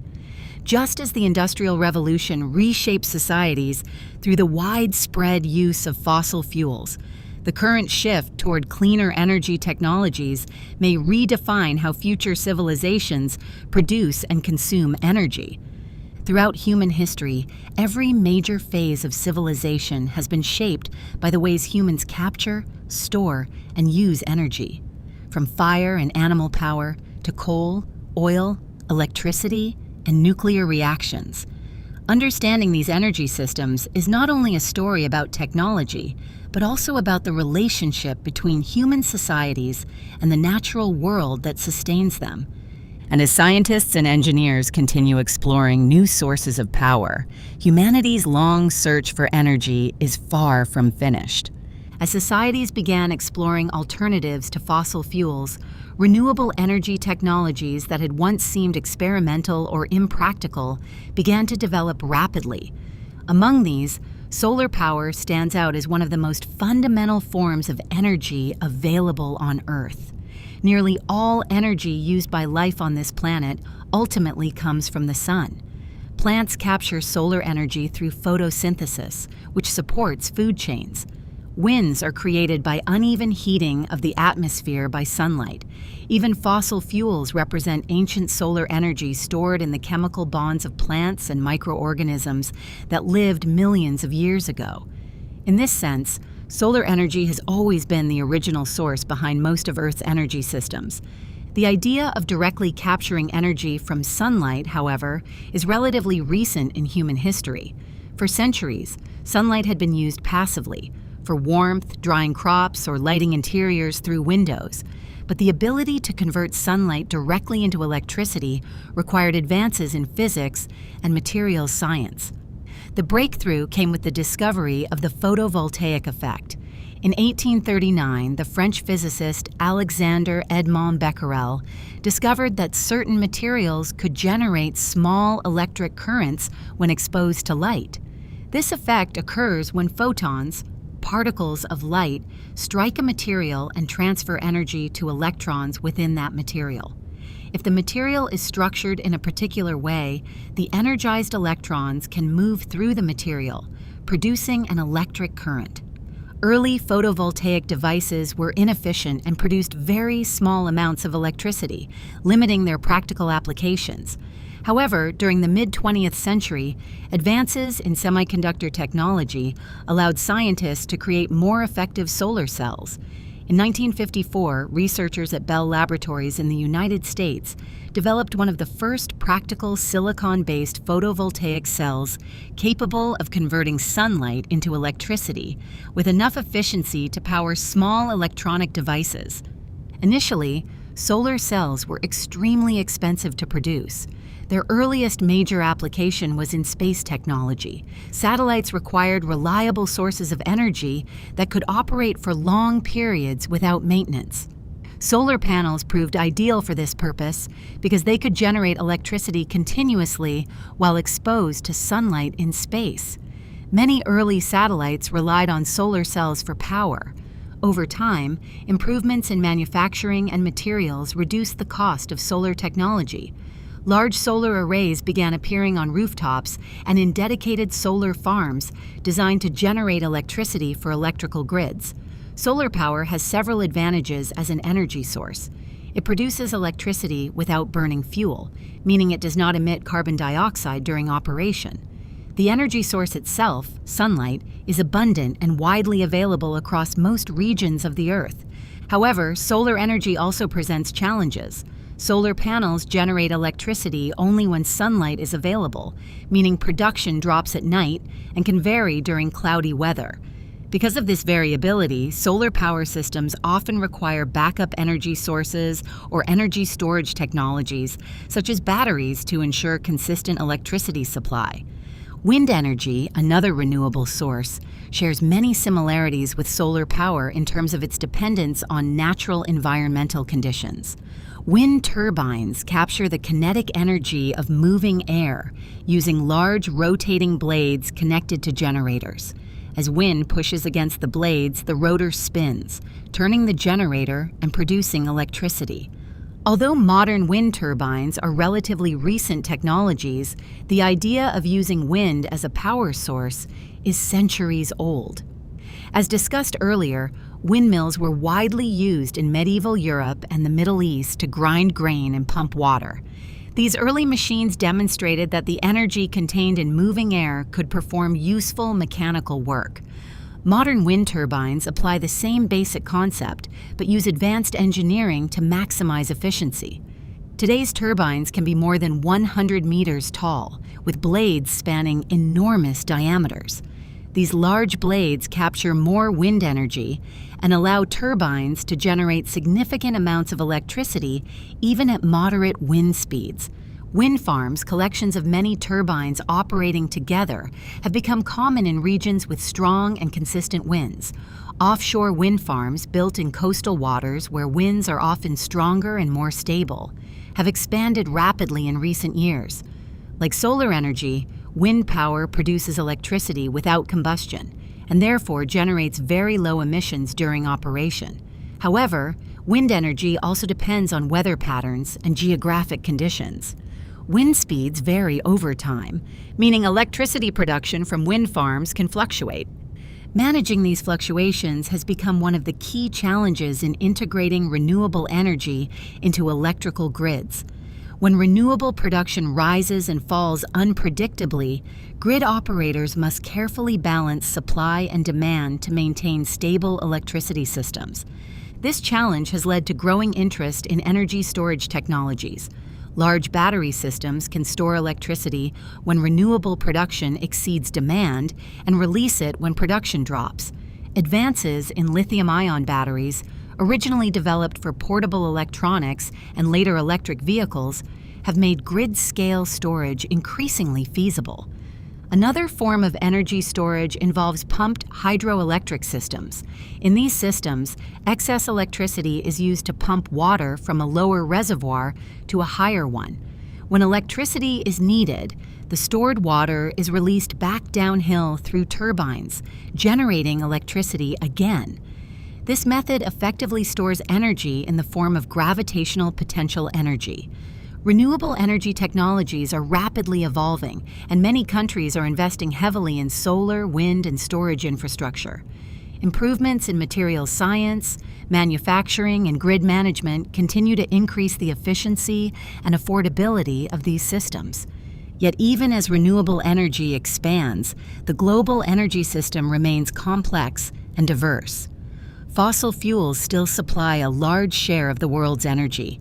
Nuclear power provides steady electricity in many regions, and renewable sources continue to grow. The history of energy is not a simple story of one source replacing another. Instead, it is a layered system in which new technologies are added alongside older ones.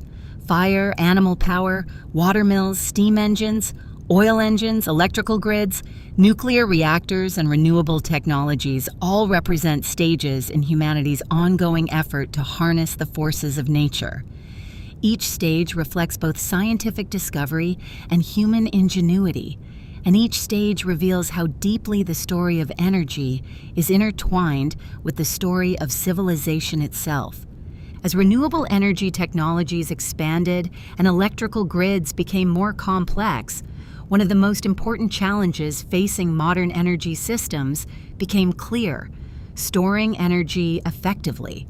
Unlike fossil fuels, which store chemical energy that can be burned whenever needed, many renewable energy sources produce electricity intermittently. Solar panels generate electricity only when sunlight is available, and wind turbines produce power only when the wind is blowing. In order to build reliable energy systems that depend heavily on these sources, societies must find ways to store energy when production exceeds demand and release it when energy is needed. Energy storage is not a new idea. In fact, many traditional energy systems already relied on forms of stored energy. Fossil fuels themselves are stored chemical energy created over millions of years from ancient biological material. Even food represents stored chemical energy captured through photosynthesis and stored in the molecules of plants and animals.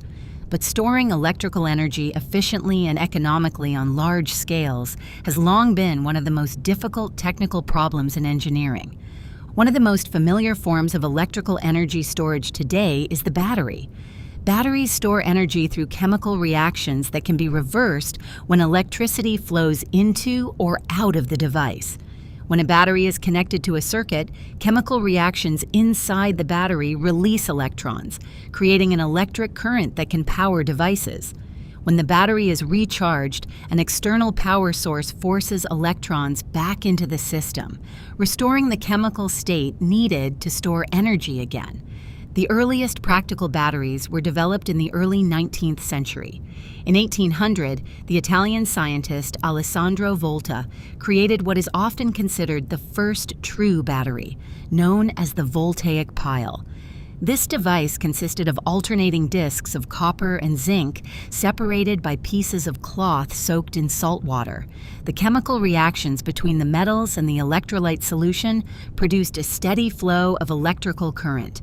Volta's invention provided scientists with a reliable source of electricity for experiments, accelerating research in fields such as electrochemistry and electromagnetism. Over time, improved battery designs emerged that could store greater amounts of energy and operate more reliably. For much of the 20th century, lead-acid batteries became widely used in automobiles and backup power systems. These batteries rely on chemical reactions between lead plates and sulfuric acid to store and release energy. Although relatively heavy, lead-acid batteries are durable and capable of delivering large bursts of electrical current, making them suitable for starting internal combustion engines. In recent decades, advances in materials science have led to the development of lithium-ion batteries, which have become the dominant technology for portable electronics and electric vehicles. Lithium-ion batteries store energy by moving lithium ions between electrodes during charging and discharging cycles. Because lithium is a lightweight element, and these batteries can store energy at high densities, lithium-ion systems offer much greater energy storage capacity relative to their size and weight compared with earlier battery technologies. The rise of electric vehicles has significantly accelerated research into battery technology. Electric cars require large battery packs capable of storing enough energy to power vehicles over long distances while remaining safe and durable. Improvements in battery chemistry, manufacturing processes, and energy density have made electric vehicles increasingly practical and widespread. Large-scale battery systems are also being deployed to support electrical grids. In regions with substantial solar and wind power generation, grid operators use battery installations to store excess electricity during periods of high renewable production and release it later when demand rises or renewable output falls. These grid-scale storage systems help stabilize power supplies and reduce reliance on fossil fuel backup generation. Beyond batteries, several other methods of energy storage are being explored. One widely used technique is pumped hydro storage, which involves storing energy in the form of gravitational potential energy. When excess electricity is available, water is pumped from a lower reservoir to a higher reservoir using electric pumps. When electricity demand increases, the stored water is released back downhill through turbines, generating electricity as it flows. This system essentially acts as a giant rechargeable battery powered by gravity. Another approach involves compressed air energy storage. In this method, surplus electricity is used to compress air and store it in underground caverns or specially designed tanks. When electricity is needed, the compressed air is released and allowed to expand through turbines that generate power. Although less common than pumped hydro, compressed air systems offer another way to store large amounts of energy. Scientists are also exploring advanced storage technologies, such as flow batteries, hydrogen fuel systems, and thermal energy storage. Flow batteries store energy in liquid electrolytes contained in external tanks, allowing the storage capacity to be scaled up by increasing the size of the tanks. Hydrogen energy systems involve using electricity to split water molecules into hydrogen and oxygen through a process called electrolysis. The hydrogen can then be stored and later used as a fuel to generate electricity or power vehicles. These technologies highlight the growing importance of energy storage in modern energy systems. As societies transition toward more renewable energy sources, the ability to store energy efficiently will play a crucial role in ensuring stable and reliable power supplies. At the same time, another important development is occurring within energy systems themselves, the growing emphasis on energy efficiency. While generating energy is essential, reducing the amount of energy required to perform tasks can be just as important. Advances in engineering and technology have made it possible to accomplish many activities using far less energy than in the past. For example, improvements in building insulation, lighting technology, and appliance design have significantly reduced the energy required to heat, cool, and power homes. Modern LED lighting uses a fraction of the electricity required by traditional incandescent bulbs while producing the same amount of light. Similarly, advances in industrial processes have allowed factories to produce goods more efficiently while consuming less energy. In transportation, improvements in engine design, aerodynamics, and vehicle weight have increased fuel efficiency for both conventional and electric vehicles. Even small efficiency improvements, when applied across millions of vehicles or buildings, can produce large reductions in overall energy consumption. Energy efficiency represents what some researchers call the hidden energy source. Unlike new power plants or fuel discoveries, efficiency improvements reduce demand for energy by making better use of the energy already available. In many cases, the most cost-effective way to reduce energy use is simply to design systems that waste less of it. Throughout the history of civilization, progress in energy systems has often come from two directions: discovering new sources of energy and learning how to use energy more effectively. As humanity moves further into the 21st century, both of these approaches will continue shaping the future of energy and the societies that depend on it. As humanity moves deeper into the 21st century, the discussion around energy increasingly focuses not only on how energy is produced, but on how entire energy systems are organized, distributed, and managed. For most of the industrial era, energy systems were built around large centralized facilities. Massive coal power plants, hydroelectric dams, nuclear reactors, and large oil refineries produced energy in concentrated locations. Electricity generated at these facilities was then transmitted through extensive power grids to homes, factories, and cities. This centralized model worked well for much of the 20th century because the dominant energy technologies, coal plants, nuclear reactors, and large hydroelectric dams, operated most efficiently at large scales. The infrastructure required to support these systems also grew into vast networks of pipelines, railways, power lines, and fuel distribution systems. Entire industries developed around extracting fuels from the earth, transporting them across continents and oceans, and converting them into electricity or mechanical power. But as renewable technologies such as solar and wind have become more common, the structure of energy systems has begun to change. Solar panels can be installed not only in massive solar farms, but also on the roofs of individual homes, schools, and businesses. Small wind turbines can operate at community scales. Batteries and other storage systems can allow buildings or neighborhoods to store electricity locally. These developments are gradually shifting parts of the energy system toward more distributed forms of generation. In a distributed energy system, electricity is produced at many smaller locations, rather than a few large central plants. This approach can reduce transmission losses, increase resilience during outages, and allow communities to generate some of their own energy locally. For example, during extreme weather events, decentralized solar and battery systems can sometimes continue supplying power to critical facilities, even if the larger grid experiences disruptions. At the same time, modern digital technology is transforming how energy networks are managed. Traditional electrical grids were designed primarily for one-way flows of electricity, from power plants to consumers. But as distributed energy sources grow, electricity can now flow in multiple directions. Homes with solar panels may generate excess electricity during the day and send it back into the grid. Electric vehicles may store energy in their batteries and potentially return power to the grid when needed. Managing these complex flows requires sophisticated monitoring and control systems. This has led to the development of what are often called smart grids, electrical networks that use digital communication technologies to monitor supply and demand in real time. Smart grids allow operators to adjust generation levels, manage energy storage systems, and balance electricity flows more efficiently than older grid designs. Another emerging component of modern energy systems involves the electrification of sectors that were traditionally powered by fossil fuels. For example, transportation has long relied heavily on gasoline and diesel fuels derived from petroleum.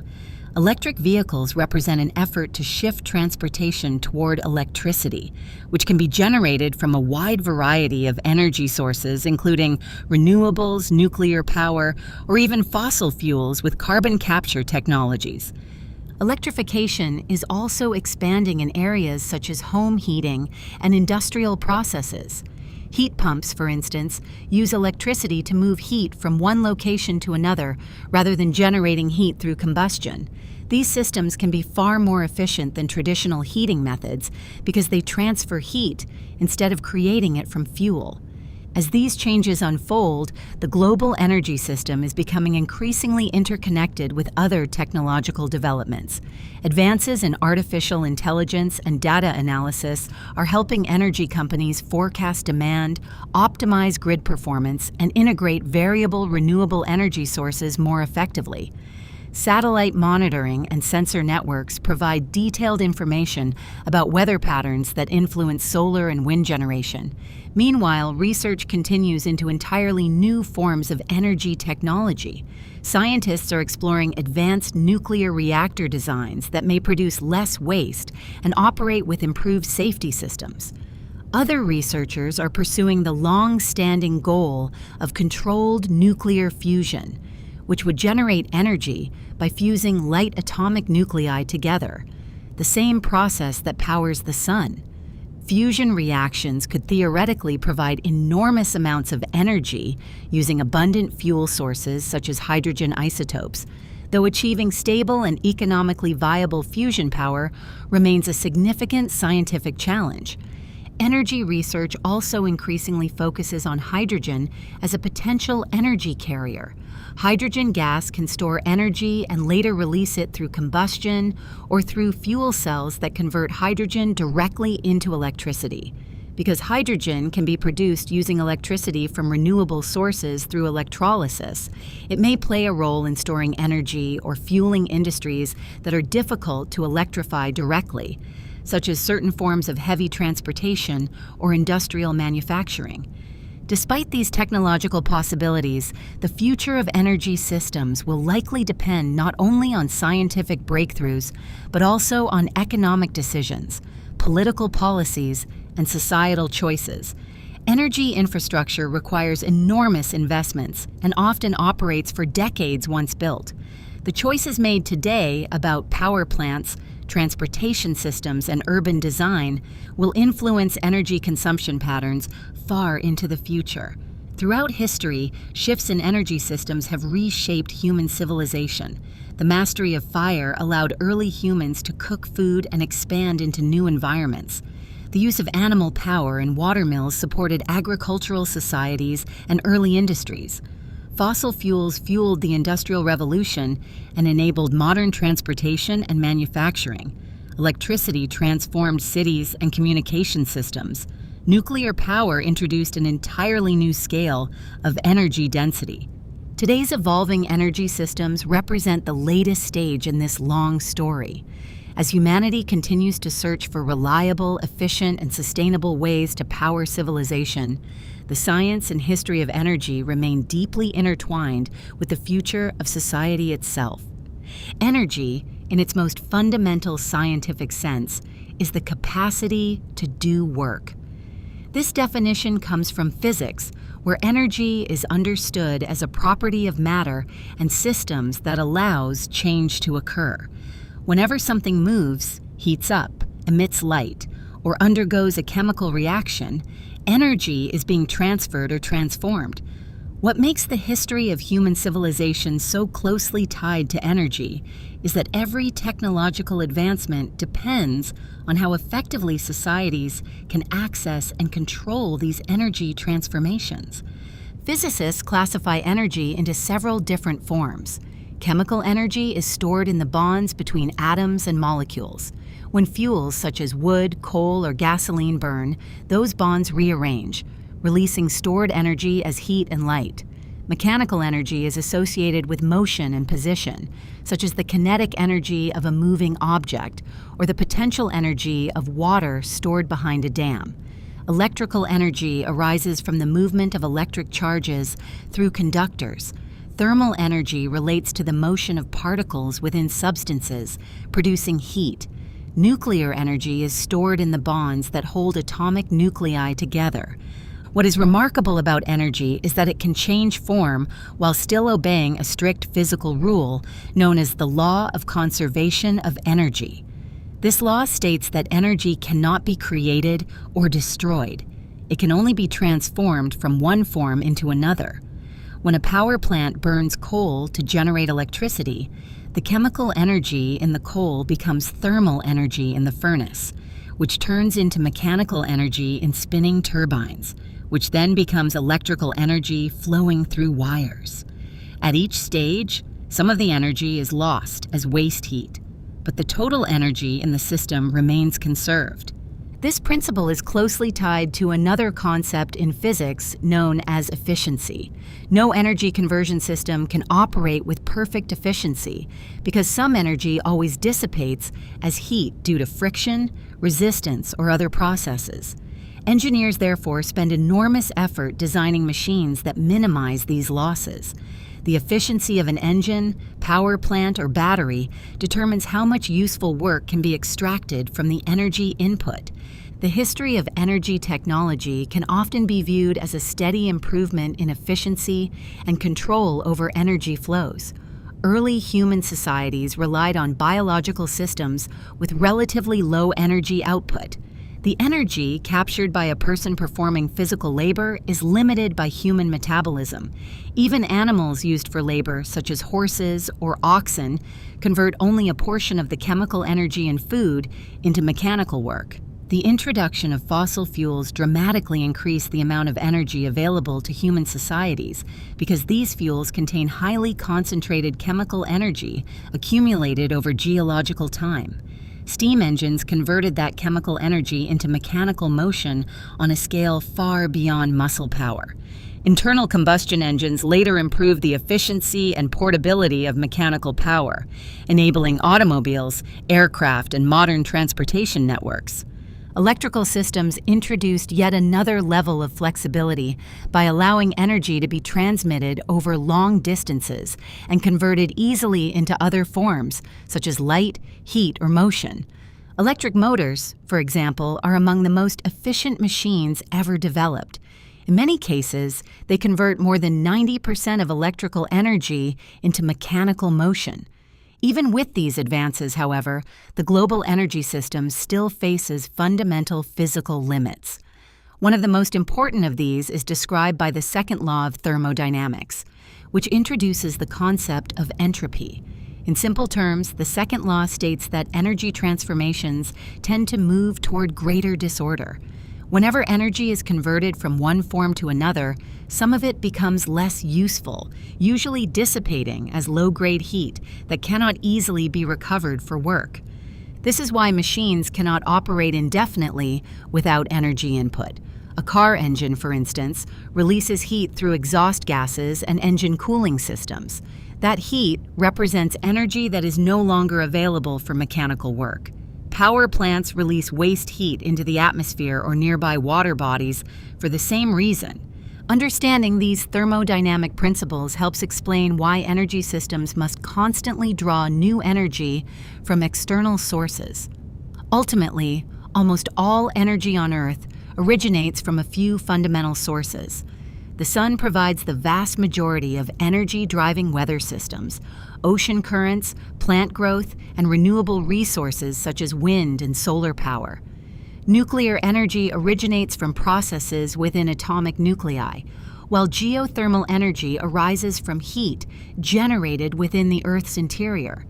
Human civilization operates by tapping into these energy flows and redirecting them toward human purposes. Crops convert solar energy into chemical energy that feeds people and animals.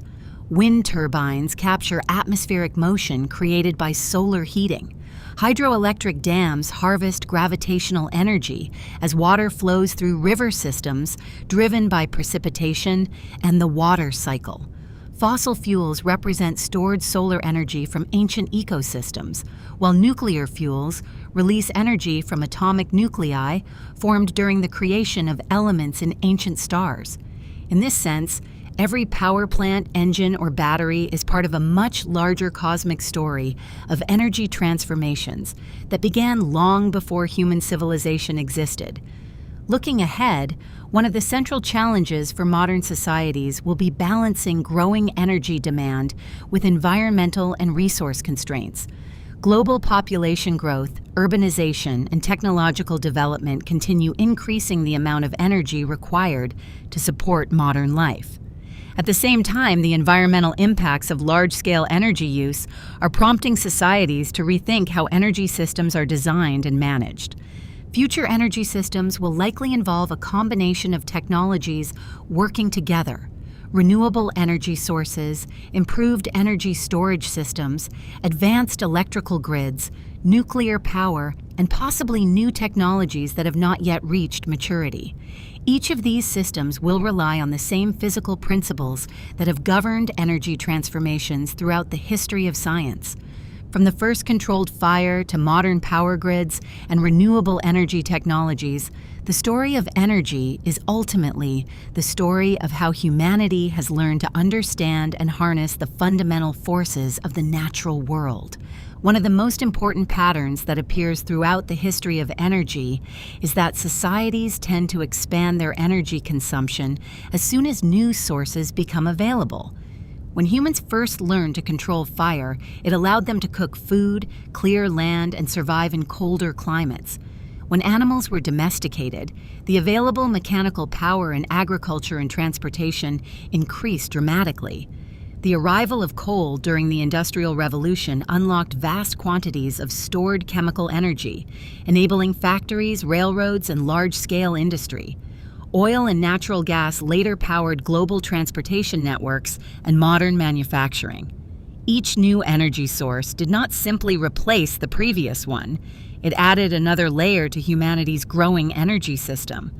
This pattern can be seen clearly in the scale of energy use across human history. For most of the time that humans have existed as a species, energy consumption remained relatively modest. Hunter-gatherer societies relied primarily on the metabolic energy stored in food. A small community might use only the energy required for cooking fires and basic survival activities. Agricultural societies expanded energy use by introducing animal labor and watermills, but the total energy available to these societies was still limited by biological productivity, how much plant life could grow each year. The Industrial Revolution fundamentally changed this relationship. By tapping into fossil fuels, human societies gained access to energy reserves accumulated over hundreds of millions of years. Instead of relying solely on the annual energy captured by living plants through photosynthesis, industrial societies could burn ancient carbon deposits formed during prehistoric ecosystems. This dramatically increased the energy available for transportation, manufacturing, construction, and communication. The scale of energy consumption expanded rapidly during the 19th and 20th centuries.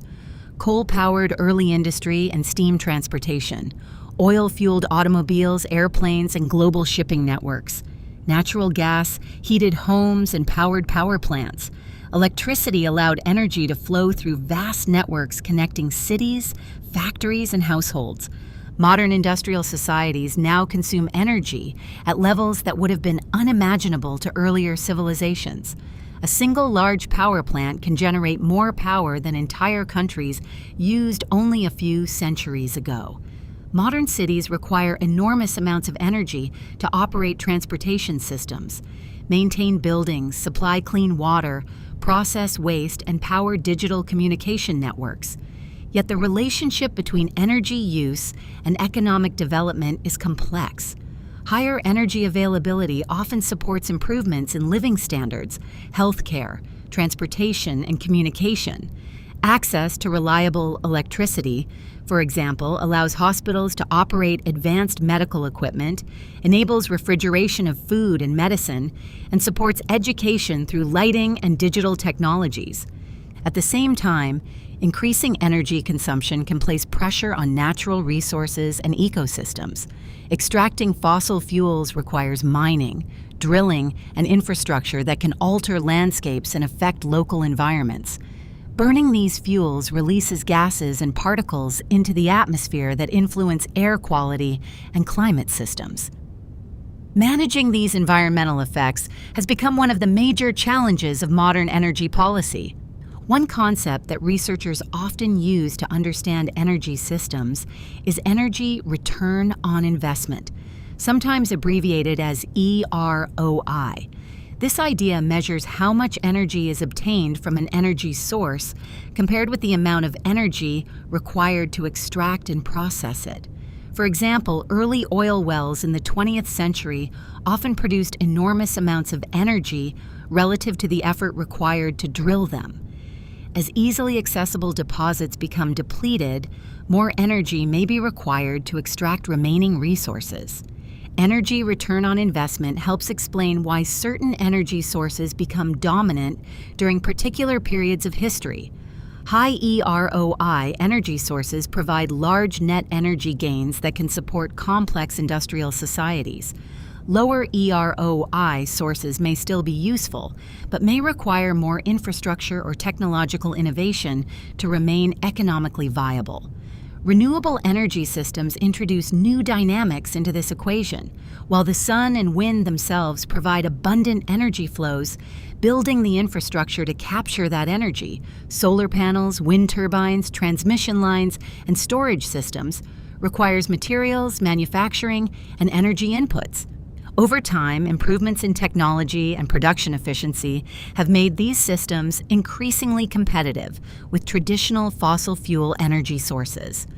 Another factor shaping modern energy systems is the growing electrification of many technologies. Electricity is an extremely versatile form of energy that can power motors, electronics, heating systems, and digital networks. As renewable energy sources such as solar and wind produce electricity directly, electrification becomes an important pathway for integrating these resources into transportation and industry. Electric vehicles illustrate this shift clearly. Instead of burning gasoline in internal combustion engines, electric vehicles use batteries to store electricity that powers electric motors. These motors convert electrical energy into mechanical motion with high efficiency and produce no exhaust emissions during operation. As battery technology improves and charging infrastructure expands, electric vehicles are becoming an increasingly common part of transportation systems. Another area where electrification is expanding is in industrial processes and building systems. Heat pumps, electric furnaces, and electric boilers can replace traditional fossil fuel heating systems in many applications. Because electricity can be generated from a wide range of sources, including renewables, nuclear power, and fossil fuels with emissions controls, electrification provides flexibility in how energy systems evolve over time. Looking even further into the future, scientists and engineers continue exploring entirely new possibilities for energy, generation, and storage. Research into advanced materials may lead to more efficient solar cells or longer-lasting batteries. Improvements in nuclear reactor design may allow safer and more flexible nuclear power systems. Breakthroughs in nuclear fusion could potentially unlock a nearly limitless source of energy if stable fusion reactions can be sustained economically.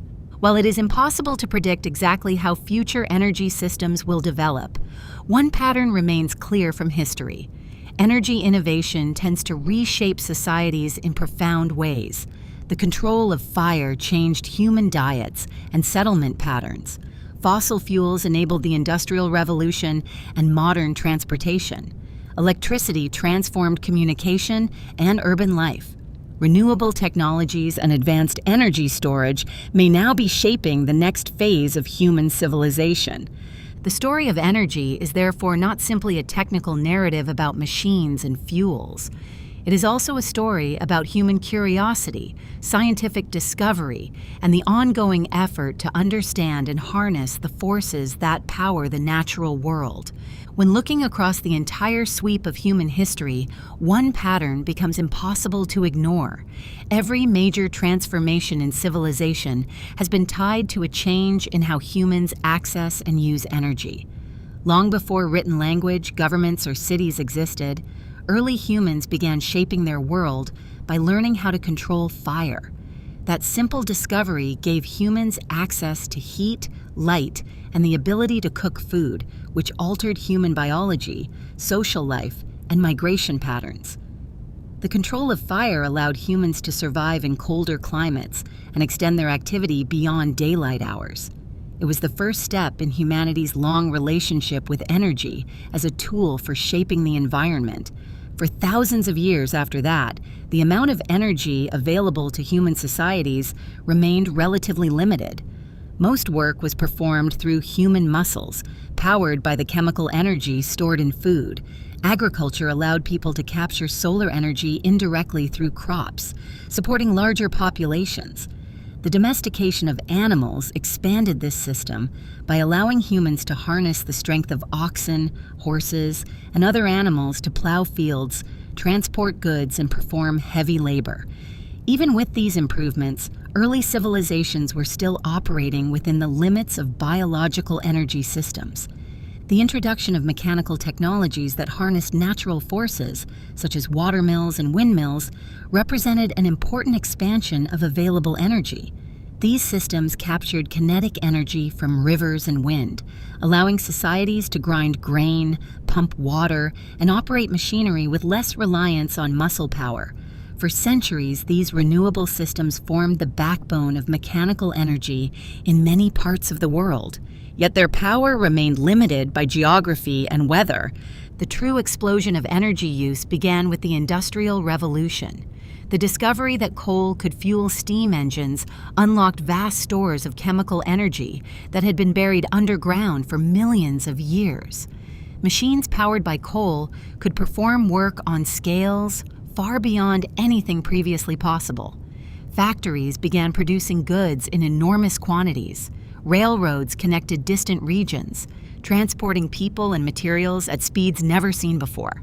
Industrialization reshaped economies, cities, and social structures.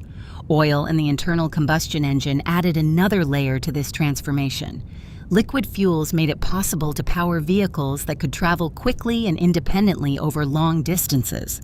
Automobiles, airplanes, and ships powered by petroleum created global transportation networks that linked continents and economies. Entire industries, from aviation to logistics, were built upon the mobility made possible by oil.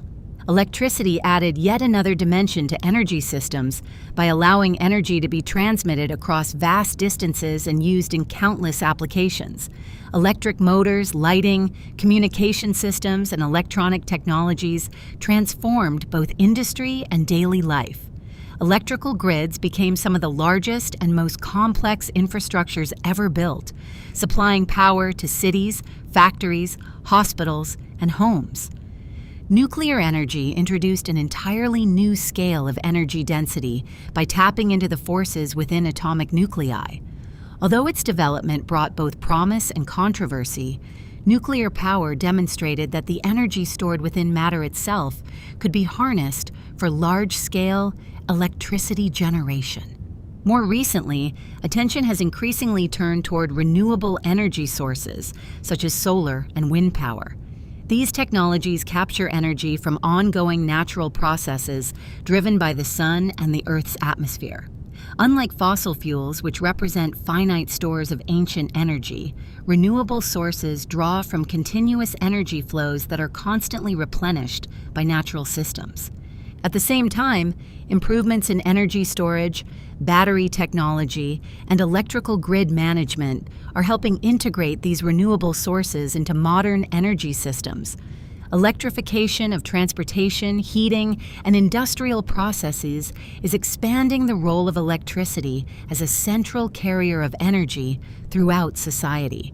What becomes clear when viewing this long history is that energy is not merely a technical concern. It is the foundation upon which civilizations are built. Energy determines how societies grow food, build cities, transport goods, communicate, and manufacture technology. The availability of energy influences economic development, geopolitical relationships, and environmental conditions. Every stage of human progress has depended on learning how to capture, convert, and control new forms of energy. Scientific discoveries in physics, chemistry, and engineering have repeatedly opened new possibilities for accessing the forces of nature. At the same time, each expansion of energy use has introduced new responsibilities for managing the consequences of that power. Today, humanity stands at another turning point in the long story of energy. Global energy demand continues to grow as populations expand and economies develop.